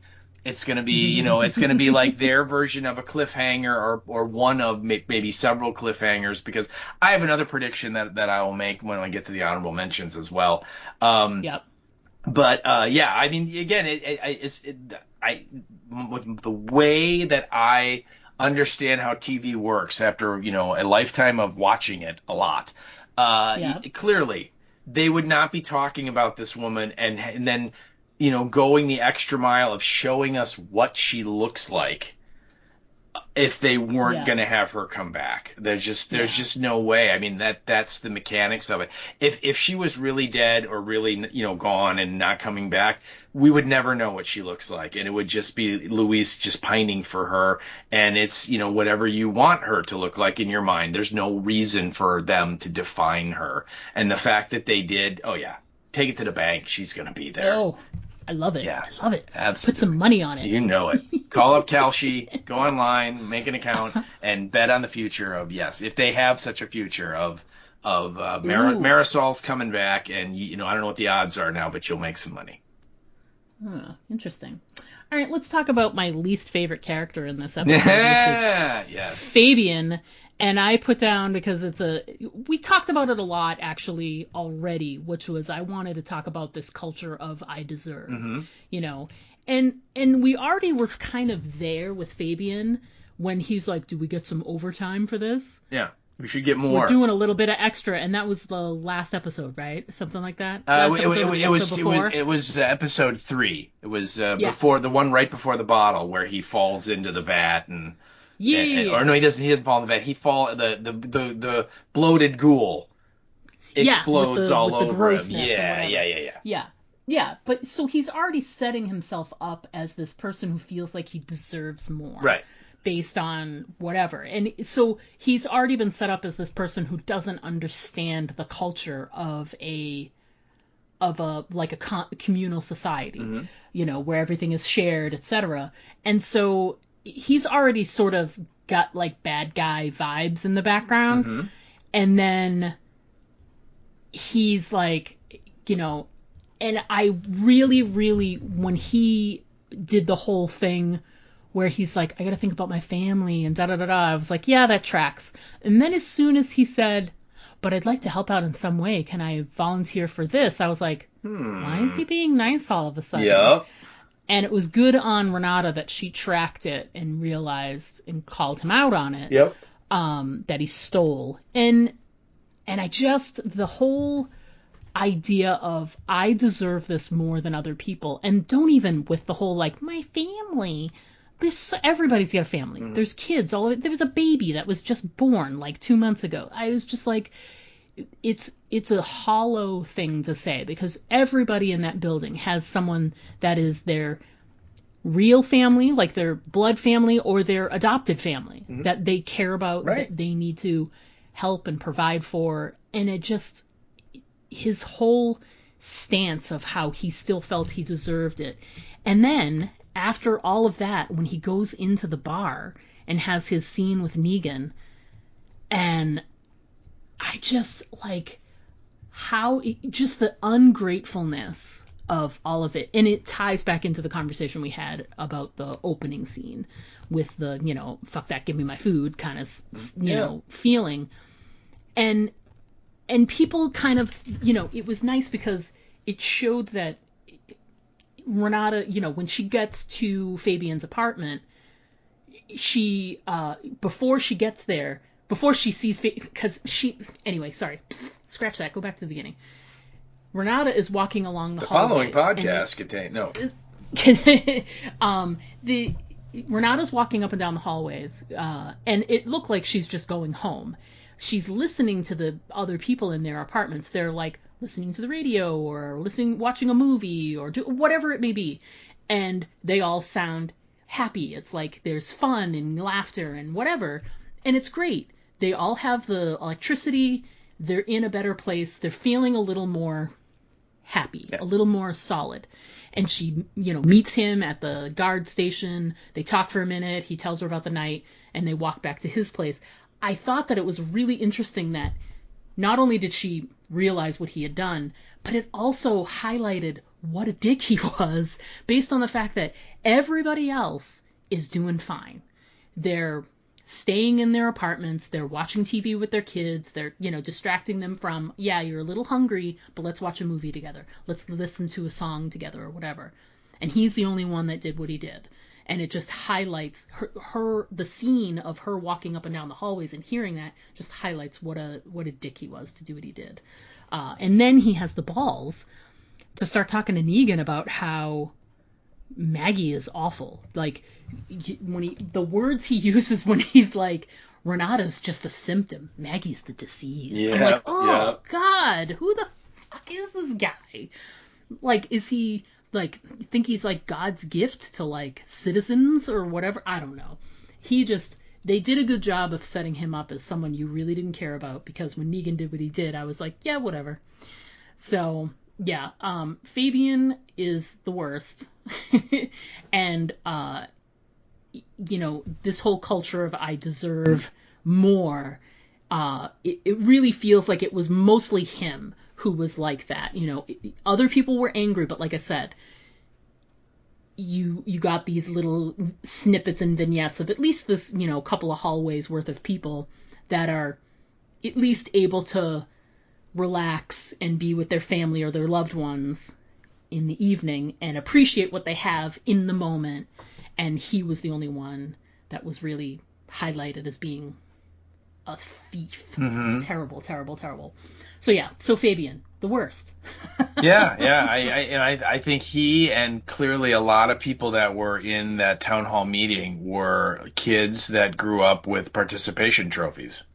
Yes. that like, I mean, certainly my generation, and I would think yours too, you didn't have that as a kid where everybody gets a trophy because, we want to be nice to everybody because that's how you build that sense of entitlement. That Fabian is like, hey man, I'm doing the job that you assigned me. I should get more. You know what I mean? It's just like, no, you shouldn't. All right. And Negan, who clearly is, in my generation, and I was to say our generation, because I think you're still on the cusp of the X, right?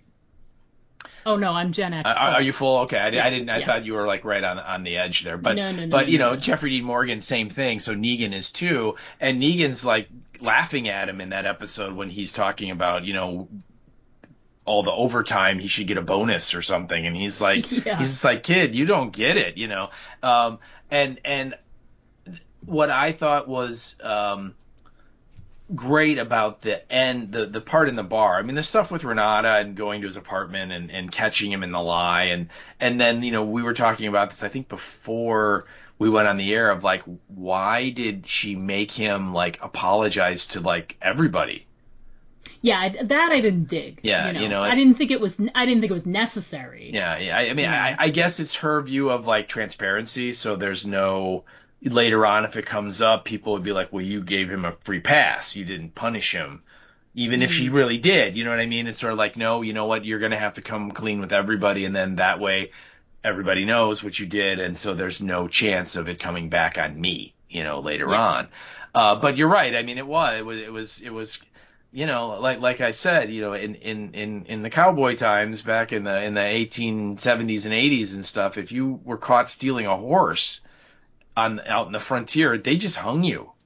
Yeah. You know what I mean? It's just, and I was a little surprised that they don't have that kind of draconian law set up, right? I mean, what are the rules for this group?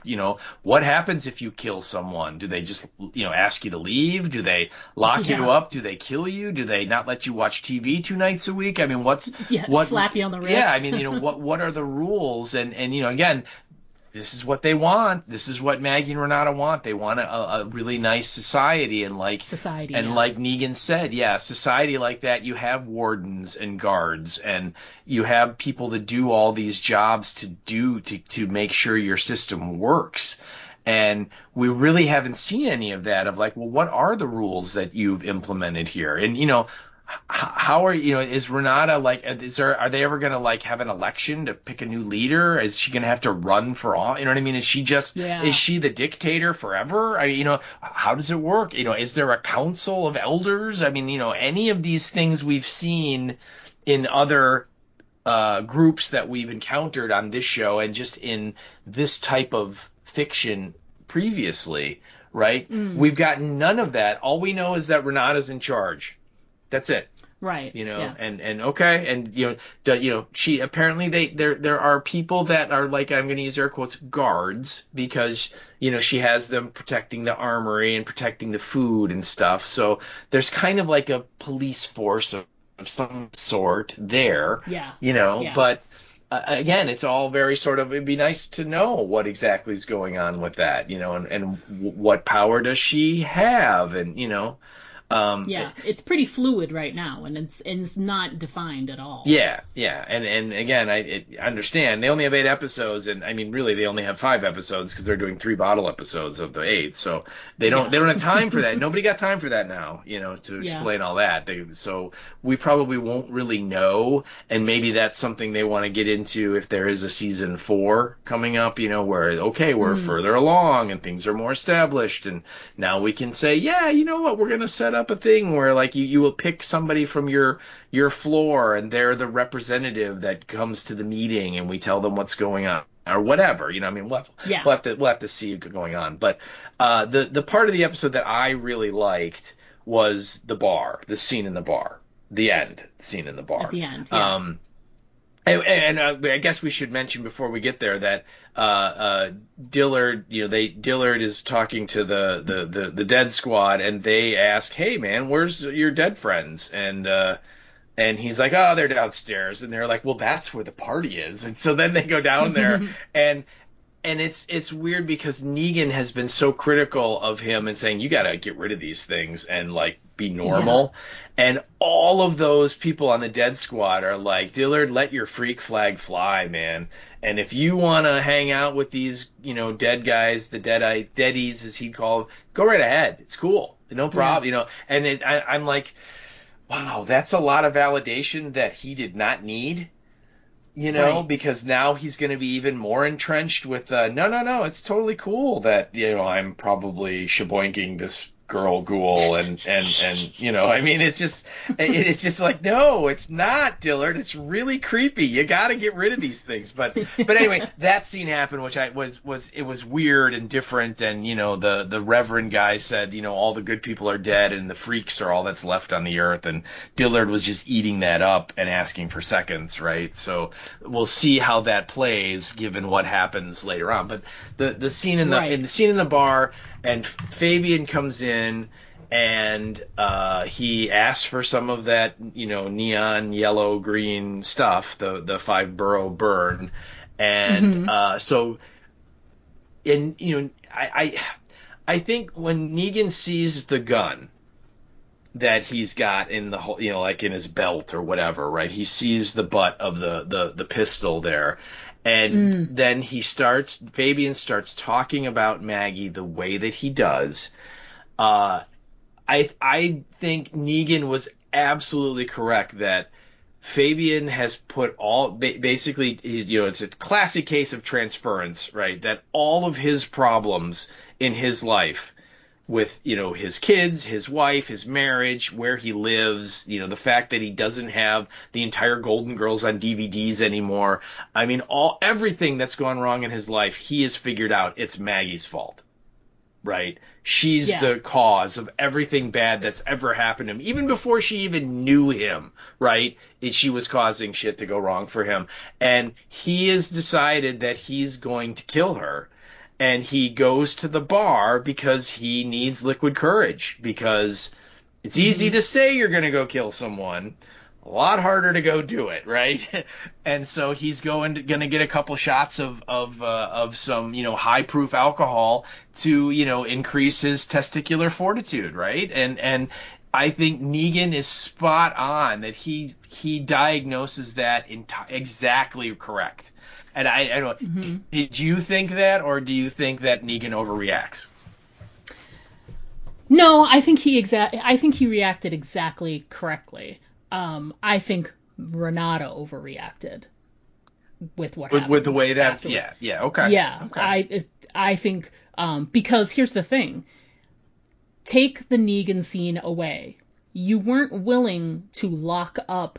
He stole from, people could die of hunger because this guy stole because he thought his family meant more. Mm-hmm.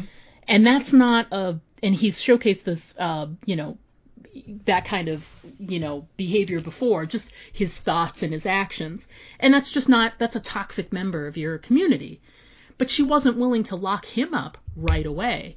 But Negan took care of the situation and she's going to lock Negan up right away. We don't kill. And it's like, okay, he just prevented him from killing probably both of you. Yeah, he points it out. He's going to kill Maggie. And, oh, by the way, he's going to kill you, too.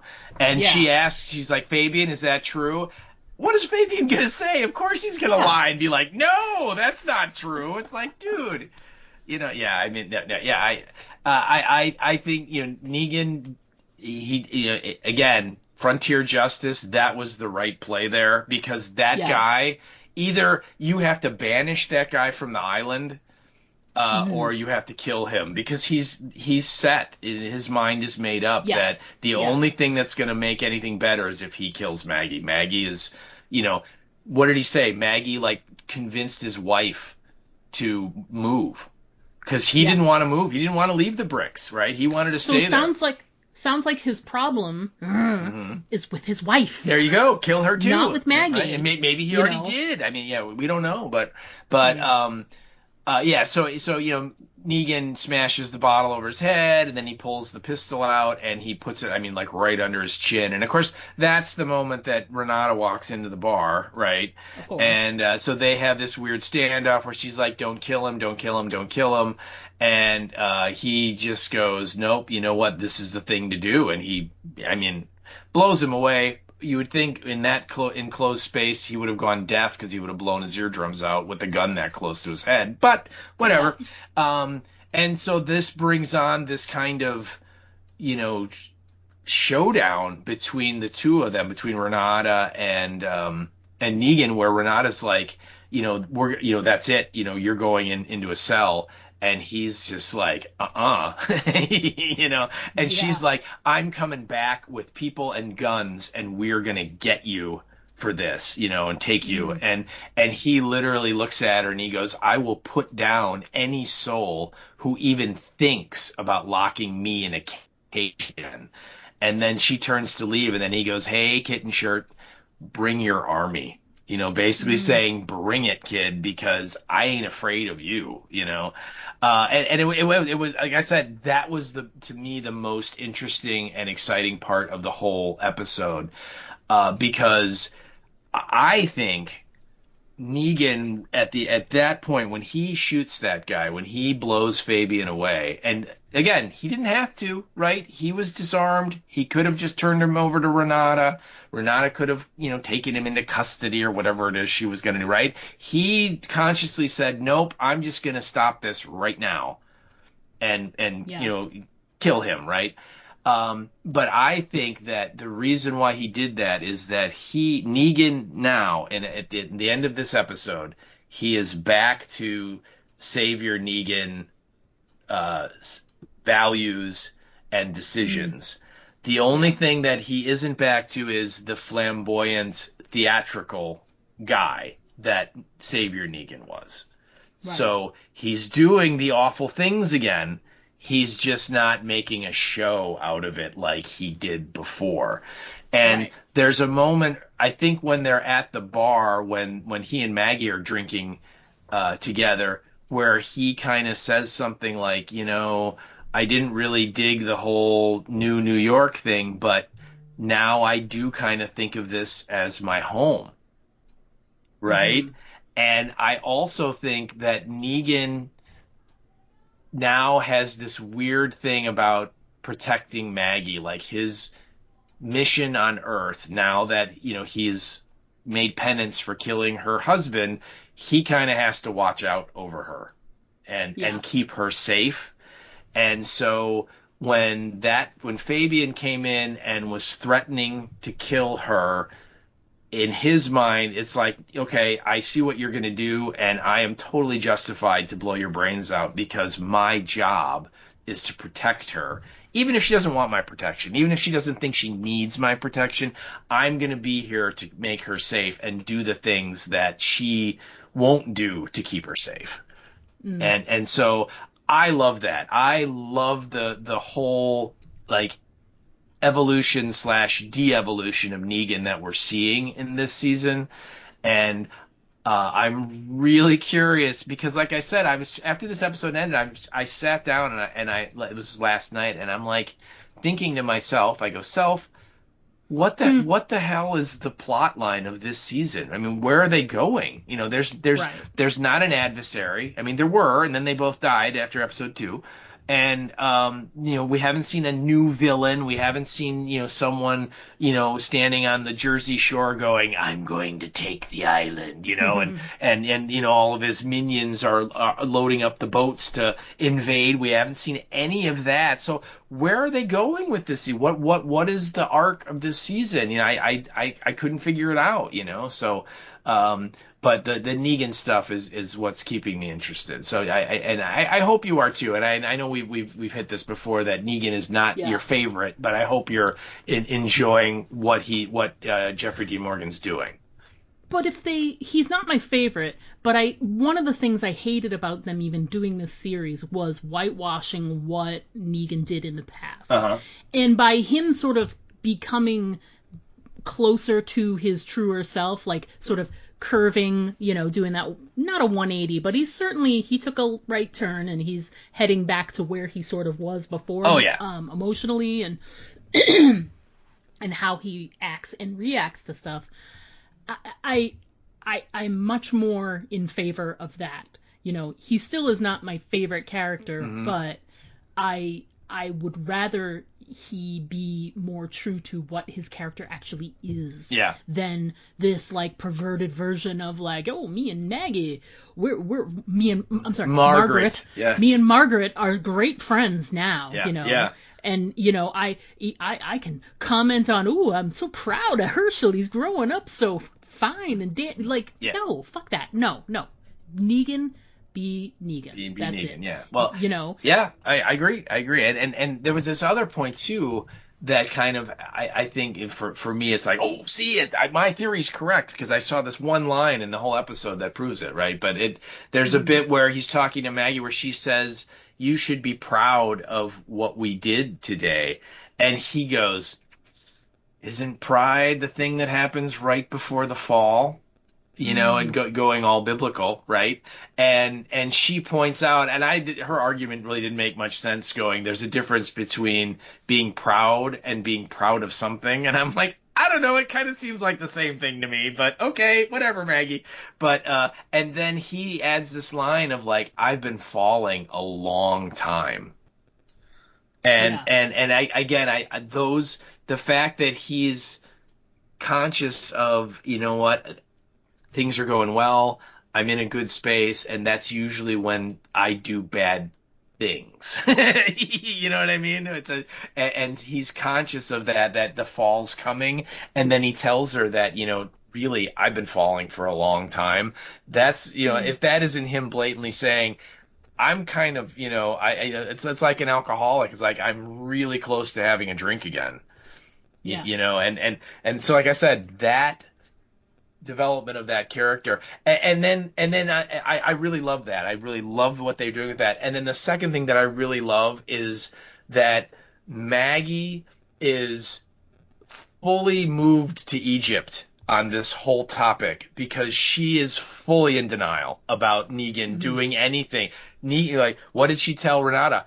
Negan, you know, there's one person was reformed when you put him in the cell. One person, it worked for one person. Negan's not that guy anymore. Negan's changed. Negan's now, you know, a good guy. I mean, she's like Shelley Duvall in The Shining. She is seeing none of it, you know? Yep. And I like that too. And I don't really find that believable because, like we said, I don't think she would ever get to the point where she would forgive him and be in like, he's my buddy. But I like how how she's playing it of Maggie, you know, Maggie didn't see it that he killed the Dama. Really? She really didn't see that?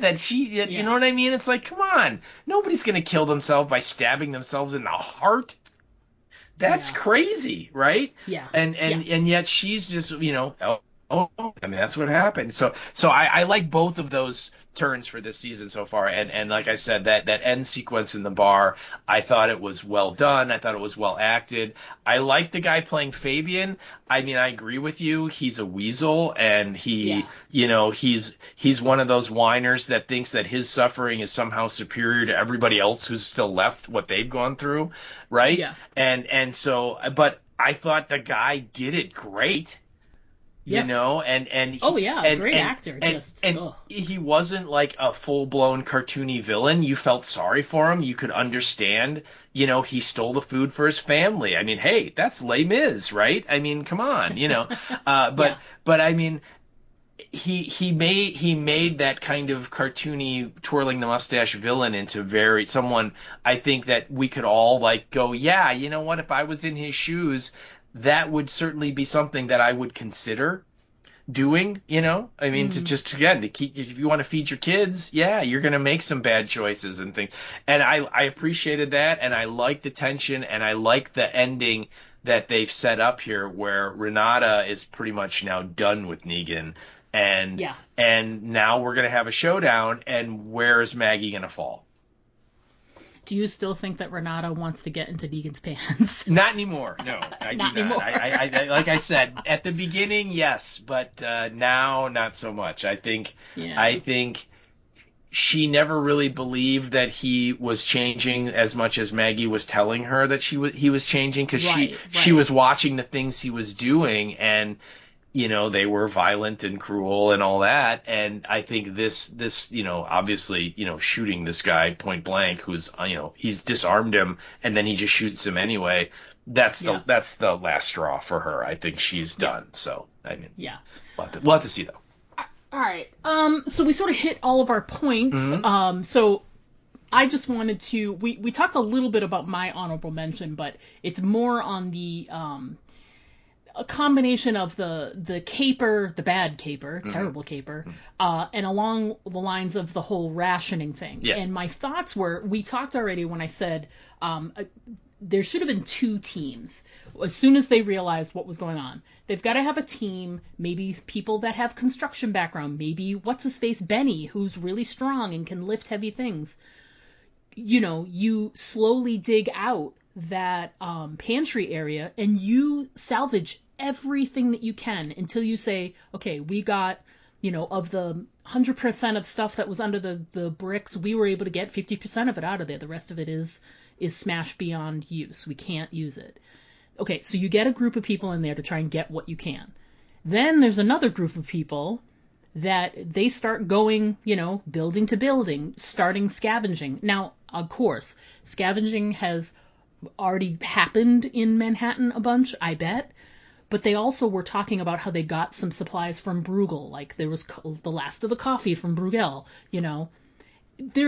Previously there were all these different factions, and maybe those people had little caches of food or supplies or something, you know. And it's not, obviously they're looking for food, but you could also be looking for, you know, oh my God, I found a first aid kit in this building that got missed, and it's got like bandages in it or whatever, whoever.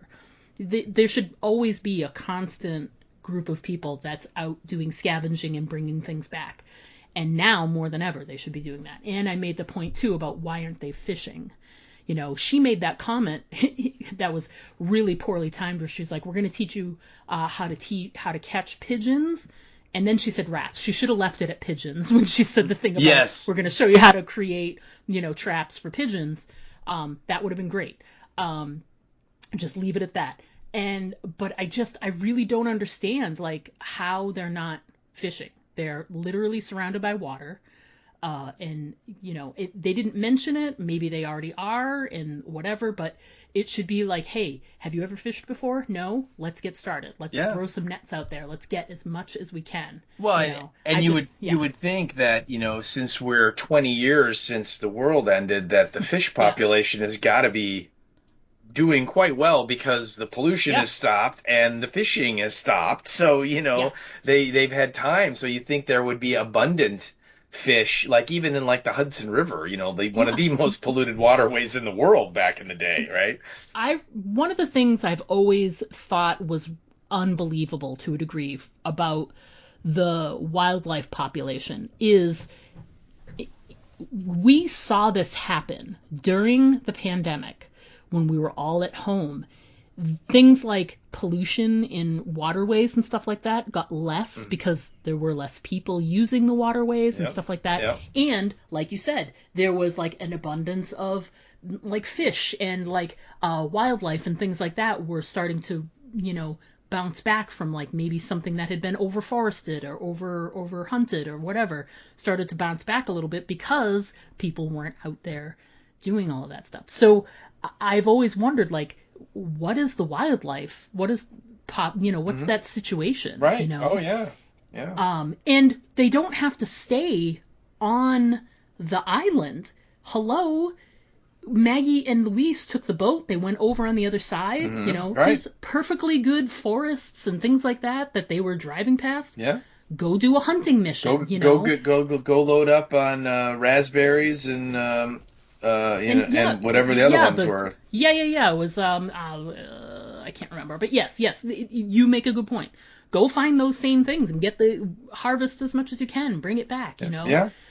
Trade. Go back to those people up there in that they went to before. Hey, we're really in a bind, and I know that you have a lot of food. Can we trade medical supplies for you? Some of the your medical supplies store? we just got. Can we give some of those? Yeah, right. Yeah, we'll give them back or whatever. Well, I mean, you think those crazy Presbyterians, they might just donate some food.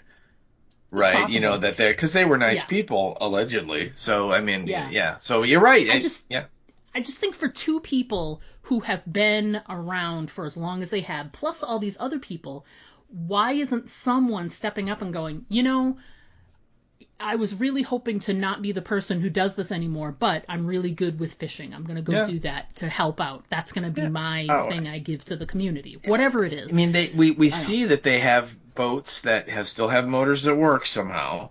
So it's not going to be that difficult to go down to the docks, find some fishing nets that the big fishing boats use, and go out and I mean it's kind of idiot proof in many ways. You throw the net in, you drag the net out, and whatever's in there you catch. I mean it's not. You know what I mean? As long as there are fish in the water, you should get them, right? I mean, I'm sure it's more complicated than that, but not by much. Yeah. So. You can, even if you wanted to, you could get those fish. Clearly they've got an overabundance of paint buckets that they're using for getting all of the walkers. Oh, yeah. Yeah, bring those, fill them with water, and fill them with fish. Right. And then you bring them, so, that's how you store them. You keep them alive, and then you kill them as you eat them, or whatever, you know what I mean? Yeah, or they set up a big smokehouse somewhere, and you smoke the fish, and then they'll last much longer. I mean, there's so many, frontier things they could do to preserve food. That you would think by now, again, so many years after the apocalypse, the pantry is chock full of all of these canned goods. And I'm like, they all have to have expired 10 years ago. Yeah, and they're all that's going to run out. Yeah. The stuff that you have in the pantry, that is going to run out. Yeah. So you already need to have plans in place for other forms of, and they are doing it with doing crops in Central Park. That's a great idea, but it needs to be all of these other things, I don't know. It feels like when these things happen, and if I can grasp on it really quickly, then it's it shows a group that has been in the apocalypse this long should be thinking of these things, no matter who it is. Anyone that was in that meeting should have been why don't we do this? Or have you thought about doing that? We could do this really quickly and get a bunch of fish and feed people for days. We're going to get sick of fish by the end of this, but it'll tide us over until we get the crops. Yeah, right. It's Yeah. So anyway, that was my honorable mentions, was just diving deeper into the whole, the lack of food and why are they not doing other things than let's give everybody electricity. Yes, a great idea, but you need to diversify and do other things as well. Right. All right. So let's talk about your honorable mention. And actually, like I said, I have an honorable mention and a prediction for how I think the season the finale might turn up. So my honorable mention is just the karaoke, the House of the Rising Sun. I kind of looked at it, I'm like, what meaning should I be taking from it that he's singing that song, right? Because it's more about gambling than sheboinking ghouls, so I don't see the connection, but there has to be something in there about vices and things like that. But and then if you watch the little featurette at the end of the episode on AMC Plus, both Amy Garcia and what's his name, Jimmy Simpson. They both say that the karaoke was completely unscripted, and they just kind of picked a song and did it. And they didn't practice with each other, and so that was literally like the first time they ever tried. And both of them love karaoke, and do it all the time. And he was real funny because he's like, well, if I've got my pipes going, I go with Ziggy Stardust or something, some Bowie song, and then he goes, and if I don't have my pipes, I go with China Girl. So I thought that was, I'm like, okay, so it's either Bowie or Bowie. All right, Bowie. Well done. Yeah. He can't go wrong. So I applaud his choices, but anyway, I really like that. It was a fun little scene of the two of them kind of canoodling a little. And you're right. Clearly, he's like, hey, I'm going to get to spend some quality time with Renata. This is good, so. Karaoke good. Yeah, so. But anyway, that was my honorable mention. But my prediction here is what I'm thinking about is what I think could happen at the end of the episode is at the end of the season, I should say, is that Negan will basically take over the settlement and be the guy in charge, and the Dead Squad are going to become the new saviors. Ooh. And that, because they're all kind of like Steve Ogg and those guys a little bit, they're flamboyant and they're independent and they clearly don't have a problem with violence, and they like him, right? Because he gave that awful speech and they were eating it up some reason, so that's kind of where I think the season's going, that we're going to get to the end of this season and there's going to be a power struggle, and Negan's going to either, at the end of it, he'll be in charge, or there'll be like a full-blown civil war going on where he's going to try and take over, and the Dead Squad is going to be his team, his army, and like I said, they will become the new like Saviors 2.0. So interesting. So what do you think? Interesting. Think it's possible? I think it's possible. I think also one of the things that's based on what happened where, the accidental shooting of Cockenspiel or whichever one it was. We didn't talk about that. I think that's possible, but I'm wondering if it's also going to create a divide between him and Dillard. Oh, it will. I think Dillard and him are going to split. So Dead Squad, yes, but the Dead Squad is going to side with Negan, and Dillard is going to come to the fold of Maggie and Renata. His future girlfriend, his future ex-girlfriend, Renata. Yeah, absolutely. Yeah, so, I mean, yeah. I don't know for sure what's going to happen, but that is definitely going to come up because, we did not mention that when Negan shoots Fabian, the bullet goes right through, that's the last thing that goes through Fabian's mind, basically. And then goes right across the bar and brains, Cockenspiel's the boy. Titicaca is the girl, the one that gets special treatment. Yes. So, and I mean, he's dead. I mean, or destroyed. I mean, he kind of, Cockenspiel just kind of leans back against the wall and is just dead. So, and you're right. The way that Dillard cares for those ghouls, right? Cockenspiel's the one that he's like, get the tape, and so I mean that you're right. It's going to cause issues, and Negan's going to be like, hey man, I wasn't shooting at it. I was shooting the guy that was going to kill Maggie, and it was not on purpose. It was an accident, but you're right. There's going to be, we'll have to see how forgiving is Dillard going to be with that, because Negan has been harping on him to get rid of those things since they first met each other. So we'll have to see. Yeah, it's interesting. And they made a point too in this episode of bringing it back up again that he was a police officer.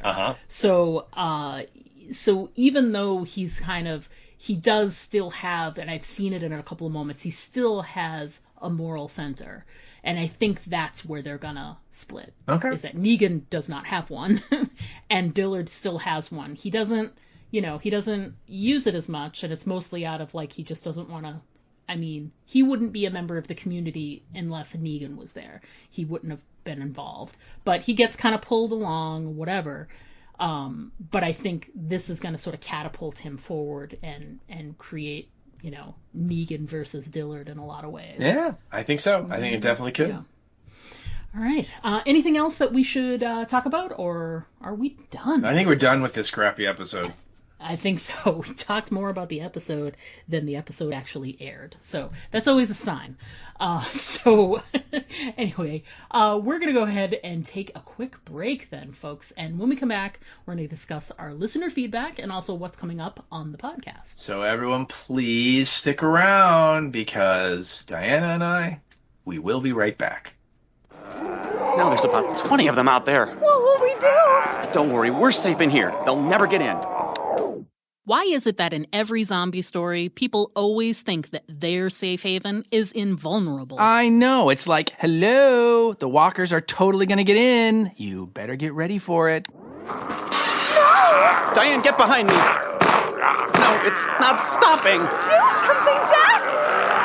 And another thing, how come nobody in a zombie story has ever seen a zombie story? Do you know how much time in human life would be saved if just one person in the group was up on the genre? What do we do? Aim for the head. What? Aim for the head. You heard them. Aim for the head. Quick, Diane, I think we should try and fix the barricades. I think we should listen to them. Now, that's the first good idea they've had all episode. I still don't think they're gonna make it.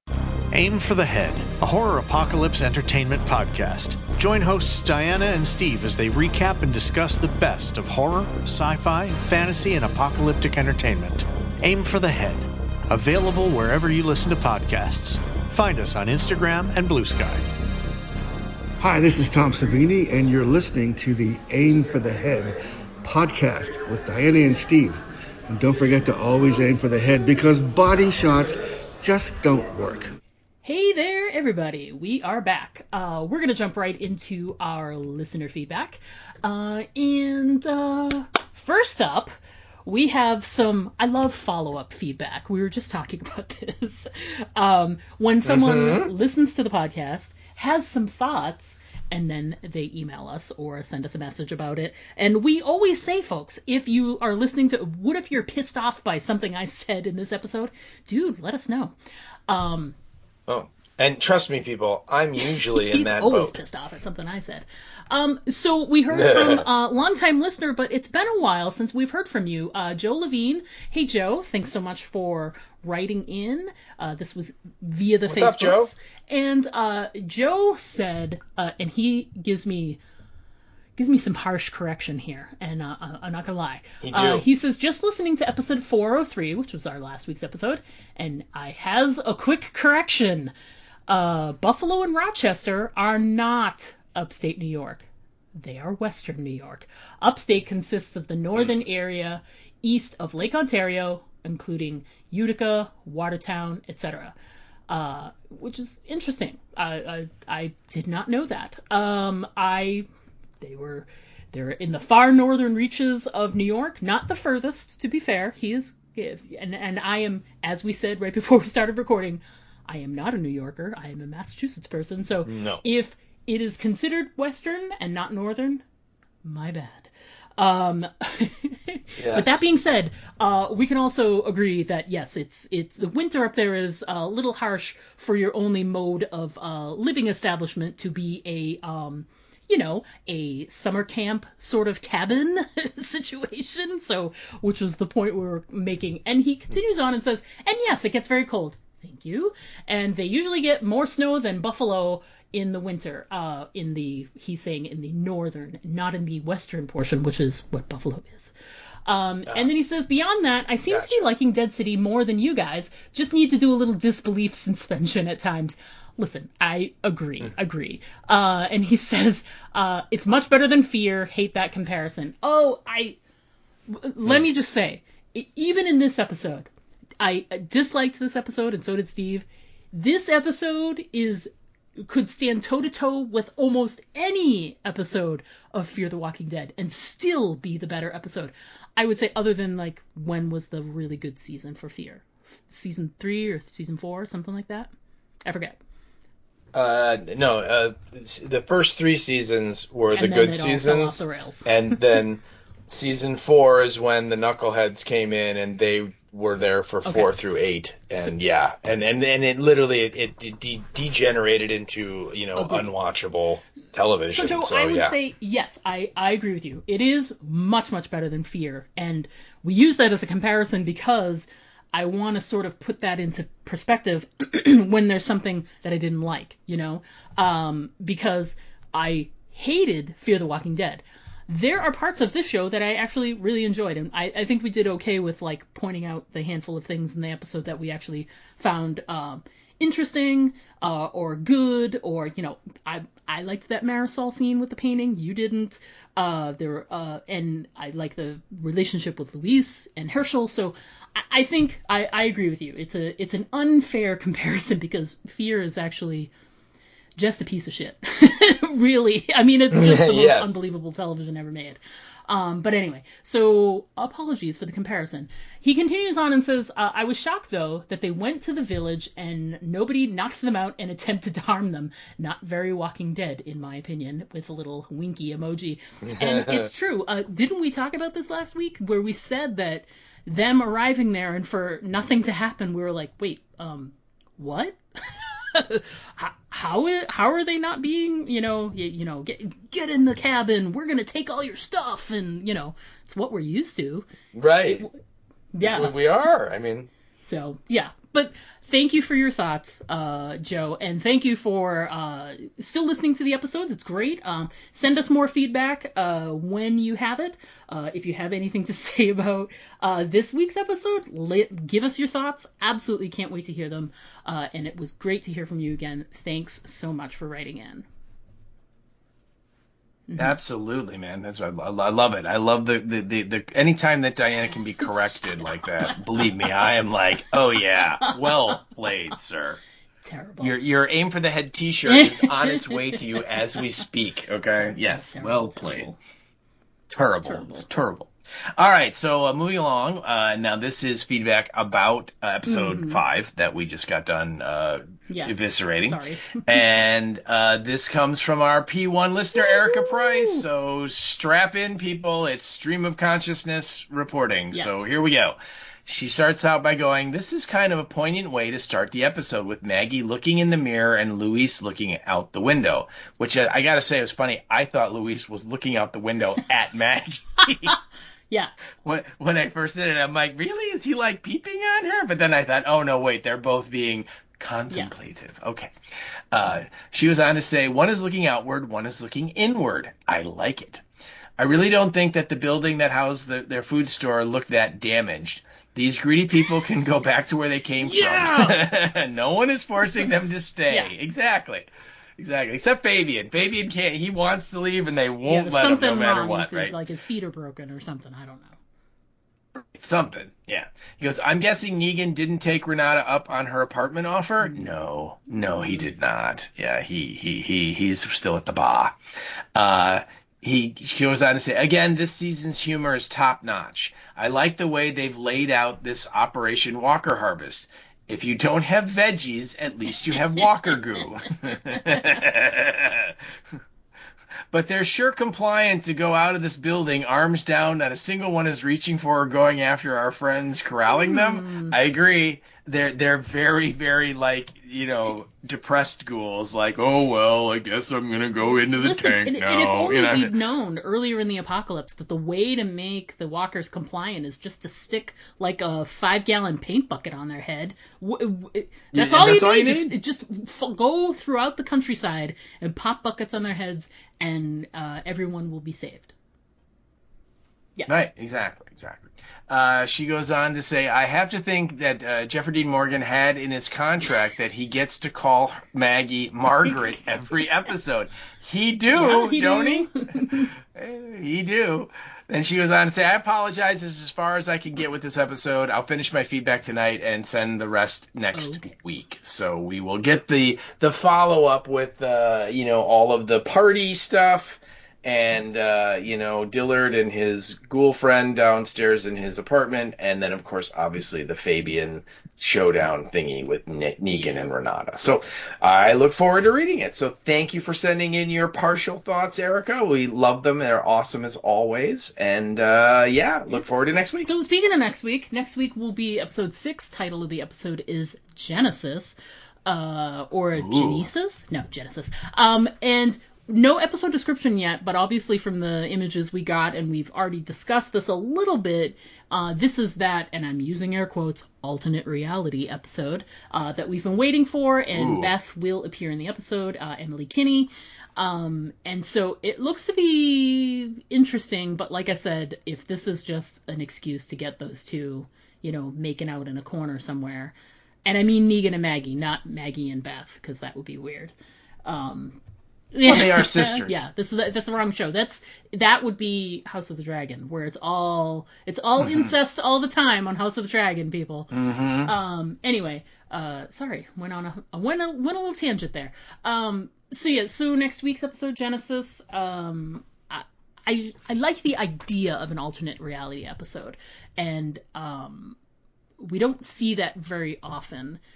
In this universe, mostly you just get little bits and pieces, like maybe a little dream or something. Flashbacks. Yeah. But that's about it. So I'm at least interested to see how it goes.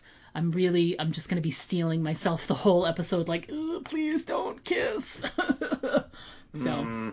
Well, I am too. When they first announced it, they kind of leaked out, months in advance that Emily Kinney was going to be in the show and reprising that character. So we all kind of knew that it was coming. And again, I always liked her, and I always think it's fine that the characters die on the show. I don't have a problem with it. I just didn't like the way they killed her. Of course. Off, when the weird hospital people, the leader shot her or something. I mean, I just like, really, that it's like, okay, I think they could have done her better than what they did. And I think too, when this episode where it's fitting in here, the fact that Maggie is already starting to imagine life after Glenn, it makes a little bit of sense of Maggie sort of imagining what her life would have been like if the ZA hadn't started. How would her life have played out? And I think that's what we're going to see, is that, she and her sister are, maybe Beth is in New York and she goes to see her, or the other way around. And, then they run into Negan, because Negan is, obviously in this weird alternate version, he's living in New York and so on. And again, maybe we're going to get the smooch that's going to make you vomit. And, I hope not. And that'll placate all of the shippers out there that want these two characters to hook up. But we'll have to see. But I'm looking forward to it. And like I said, I really wish the last 2 episodes had not been bottle episodes, so we would have had more plot going forward, but this is where we are. It's interesting. I think, based on the images, they keep, when she's like, Maggie, and they show Beth, she's got her guitar with her, so I have this, I have this sense that it's like, she's there for college, and Maggie comes to visit in some way. Like, that's, in my head, that's how I'm sort of, seeing, and I could be totally wrong, they could be doing something else, but yeah. And I wonder if they are using any of the stuff to de-age Beth, because, oh my God, in that shot she looks like she has not aged a day. Emily Kinney, I'm like, wow, if that's you in real life, well done. Because she looks exactly the same. And so that was my thought of are they doing that trick, where they they take an actor and they go, this, we're going to make you look like you did when you were 20. And, and it kind of works from certain angles and stuff. So we'll have to see. We'll have to see what they do. Or was that just Emily Kinney just, is one of those people that, doesn't age. She'll be 90 and she'll look like she's 40, one of those people. So, yeah. But I'm looking forward to it. Yeah, it's going to be an interesting take. And again, there are still, there's this episode and then 2 more. So we have 3 left. Yep. So we still have a little time for them to sort of create more story, more plot, and have they still have a chance to stick the landing by the end of the season. So I really want them to, because they have made a lot of improvements. I was looking forward to episodes for this show more than I was last season, and I think that's definitely showing that they have made a lot of improvement in my eyes. I know you enjoyed last season a lot more, but I'm just glad that I'm actually looking forward to watching these on Sunday. So yeah.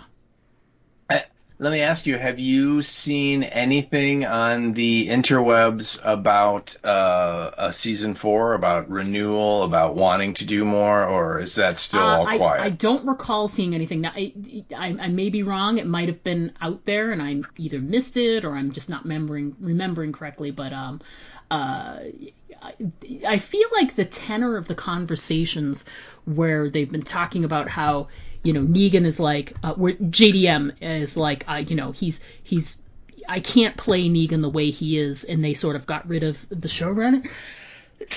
Oh, excuse me. Jeez. Oh. Wow, bless you. I feel like they're planning to do at least one more, maybe.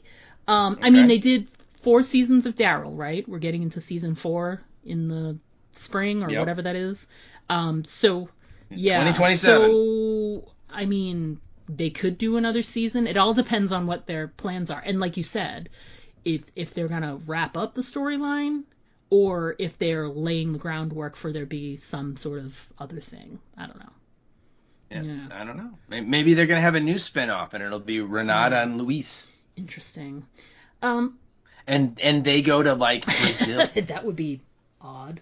But we always said we wanted to see what the apocalypse looked like in other places. Now, since you said that, it's interesting. There was some comment from Gimple. Was it at San Diego Comic-Con or something else where he appeared and he said that they have stories, not necessarily for Dead City Daryl Dixon, but they made it seem like they're going to be staying in this universe still for it sounds like they have some other ideas, marinating that they're going to be putting out there for other series. So, I mean, I don't know. Eugene, I don't know. Series. I mean, how long? I feel like you have to create something that isn't attached to the original series in any way. You can do another zombie series, but it has to show another part of the world. That was what made Daryl so interesting, was we got to see, Europe and see how they were reacting and doing things there. So I feel like if they followed that sort of idea, what is it like in Canada or Australia or in China or Japan or something, just show us something different. It can still be the same world, the same rules as set up by Kirkman, but you can't have the same core characters anymore. I just don't think it works anymore. Once they've finished off these storylines, I don't think you can milk that cow anymore.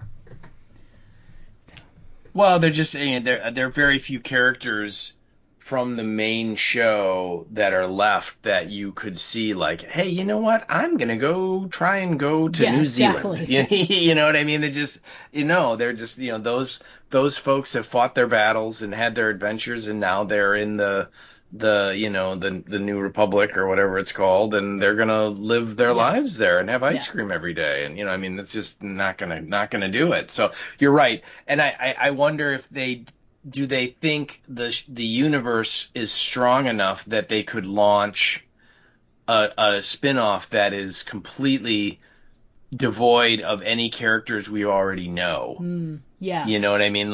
Because you look at World Beyond and it didn't do all that great, and I mean, obviously all the other spin-offs that they did, I mean, and I suppose you look at Tales of the Walking Dead, and that didn't do well at all, but I don't think they handled that one particularly well. It's like, guys, you got to get better stories, for that one. But all the other spin-offs have main characters that we know and we're associated with and we understand, right? We I mean, even Fear the Walking Dead started out independent, but after a while, hey, there's Morgan. Oh, hey, there's Dwight, and then there's Sherry. Right.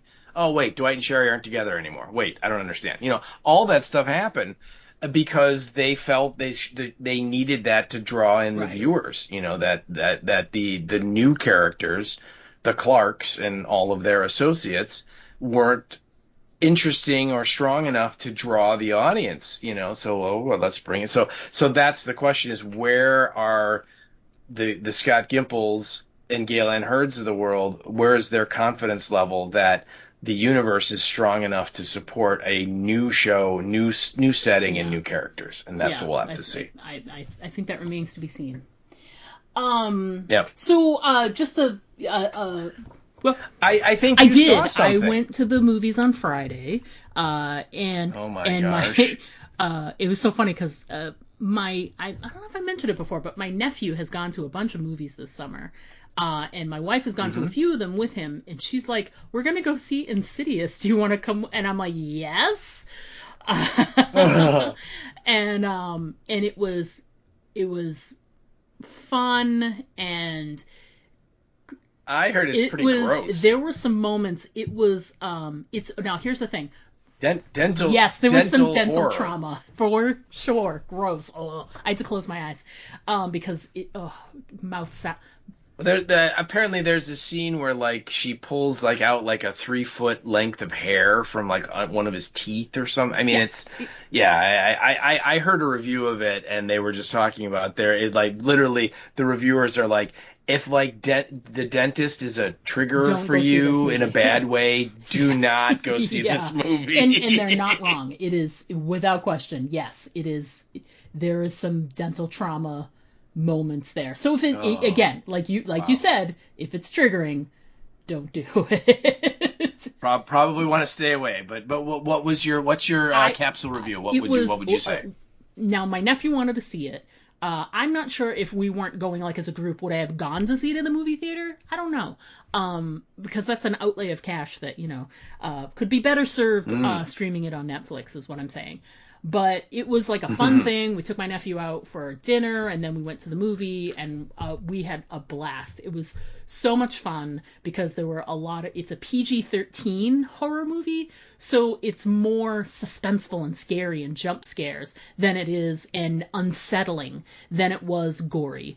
I'm not sure there was even any scenes of blood. I'd have to really think about it. I don't think so. Everything was just and oh my god, ooh, gross. In the dental scene, oh my god, I haven't seen any of the other Insidious movies, but I think that's a sign. Yes, it's sort of connected to that same universe if you've seen the others, and I don't want to give away how, but they are connected. But if you haven't seen any of the others like me, it doesn't matter. It stands alone on it. It is connected to the other stuff, but it stands alone as its own sort of storyline. So I really enjoyed it. I thought it was a lot of fun, and a lot of it had to do with seeing it in the theater with my wife and my nephew, and we had such a fun time, and it makes me want to plan to go do it again with another horror movie when that comes out. So yeah, we had a lot of fun. And I really appreciate this. He did he went this summer to a bunch of movies with some of his friends, and he saw a lot of the big ones. He saw Backrooms, Obsession, he saw The Odyssey, and when we sort of asked him about it, he said he really just likes seeing movies on the big screen. He just really, and I just saw an article before we got started about how we're only 7% behind where movie sales were in 2019. So that's pre-pandemic. We're almost at and we're almost not back. Even. And they made a point. They're like, all the Oscar bait stuff that's in the end. You've got the Avengers movie and Dune, which that's gonna put you over the top. Those, Doomsday. So that's what they're calling it. They're trying to make it like Barbenheimer. Doomsday. I love it. So it's I going love to be it. Doomsday. Hey, it's exactly that, and people are gonna go crazy to see these things in the theater, and the stuff that's been really catapulting the box office this summer is just continuing. You know, it was, you know, the Obsession, which was the sort of surprise, Backrooms, which did really well, which led right into Odyssey going gangbusters, and then just as Odyssey is starting to slow, Spider-Man came in, and now we're just, you know, off to the races. So yeah, well, and then the end of Oak Street.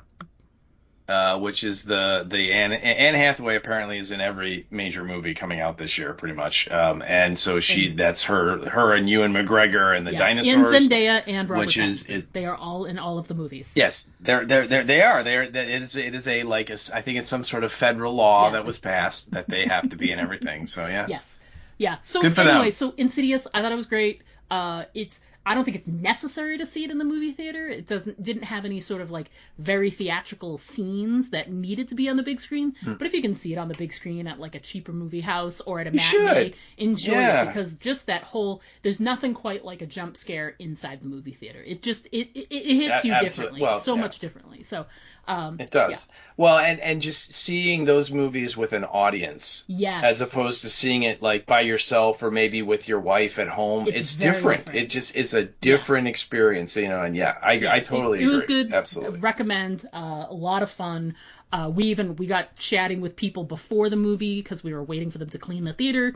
We get inside and they were sitting behind us, and when we were done, we stood up and looked at them and we're like, "What do you think?" They were like, "Oh God, it was good." Yeah, so it's just, you know, that rush of a fun, like scary movie where you're closing your eyes and covering your face and stuff. It was good. Well done. So that is definitely a part of the horror appeal, is the seeing it in the group, because your reactions are like, you know, increased because everyone else is reacting. You know, I can't really explain it logically. It just is a thing, because you'll see that you'll go see a movie in the theater and you're like, I love that movie, it was so great, and then it'll come out on streaming or on cable or whatever, and you'll watch it at home and you're like, it's different than I remember. It's different, and it's because you don't have that kind of group, you know, gestalt thing happening where everybody is sort of reacting at the same time, and you feel that energy, and it's a weird thing. It is, but it's one of the cool things about horror movies, is that everybody will jump at the same moments, and everybody will gasp and all that kind of stuff, and it does change how you view the movie, without a doubt. So I'm very proud of you. Well done. It was a good time. I knew going in that we were going to have fun just because of the group of people. You know, our nephew's getting to that point. He's 15 now, so he's more like fun to hang out with, and it's just we just had a really great time. It was good, really, really, really good time. So yeah. Awesome. All right. Anything else that we need to chat about before we wrap this episode up? I know we should wrap it up because we've been chitty-chatting a lot, but I think everybody mark your calendars, September 1st, on the podcast that is called My Horror History, which is hosted by Bev2, who is one of our loyal listeners. A certain young Diana Driscoll me. is going to be. I know her. It's so great. She's going to make an appearance. So if you ever wanted to hear Diana's horror journey and how she got sucked into this crazy world, this is going to be your opportunity. I am very excited. I like that podcast. It's a lot of fun to hear people talk about their, what they started on, and, what movies influenced them, what they like, what they don't like. And some stuff I agree, some stuff I'm like, oh my God, that's awful. And, other stuff I just sort of laugh and so on. And I mean, I'm looking forward to, clearly your horror journey I have to be mentioned my God, at least 30 like, times once every at 3 or least. 4 Yeah, minutes. yeah. There's no doubt. So my ego is definitely looking forward to that. So yeah, so I'm very excited for it to be coming out. If you guys haven't had a chance to check it out, and yeah, you've heard on the episodes Bev giving her feedback on different things that we've covered, and she's done a really good job. She's created a really fun podcast there, and if you've got any love for the horror genre, which if you're listening to us, you must have some, then you should give her a listen. You'd really enjoy yourself. I like too that like all of these, going through these histories with people, it turns me. I write a lot of notes because when people mention like a movie, I'm like, oh, maybe that's something I should see or that we should cover on the podcast or something like that. So there's really great because some people have some some common things you've heard, and there's some deep dives in there that I'm like, I've never heard of this. Let's go check it out. So yeah. Oh yeah. Yeah, one of the questions she usually asks is like, what is a horror movie that most people are not fond of that you will defend to the end, that you think is the greatest, and that's a really insightful question, and you do get some gems. And every once in a while, someone will be like, it was like a short film I saw at a film festival, and it's like that doesn't help me because I'll never see that movie, But you do get some stuff where they'll bring up, either older movies or more obscure movies that maybe slip through the cracks, and like you said, you're like, oh, I should try and hunt that down, and see what it's like. And when you hear their passion for it, it does get you excited because you're like, wow, this person really likes this movie. I should check it out, absolutely. And so, yeah, I really like the format that she has, and it's just going to be fun because most of the guests she has are these British people that speak all very proper, and then we're going to have the dumb Americans coming on because Bev and I have been talking, and I've set up a time coming up here in the next couple weeks where I am going to interview by her, and so. At some point, I mean, probably like you said, like at the beginning of the new year, perhaps mine will come out because she definitely has a backlog set up where from when you interview to when it airs is not super fast. So, but I'm excited. I'm really looking forward to hearing what you had to say. Nothing but terrible things about Steve. That's all. Of course, that's what I would expect. Nothing less. All right, folks. So that's going to do it for us this week. We look forward to chatting with you next week when we discuss episode 6, Genesis. But until then, as always, I'm Diana. And I'm Steve. And don't forget to always aim for the head. Because those body shots, they just don't work. To send us an email, write us at aimfortheheadpodcast@gmail.com. And our Twitter handle is @AFTH Podcast. Pictures and video are always welcome at our Instagram account, Aim for the Head Podcast, all one word. But the best way to keep in touch with us is to just like our Facebook page to get all of our updates in your feed.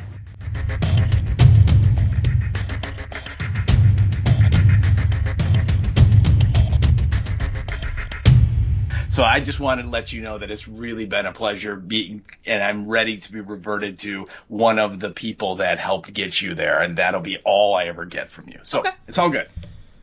Duly noted.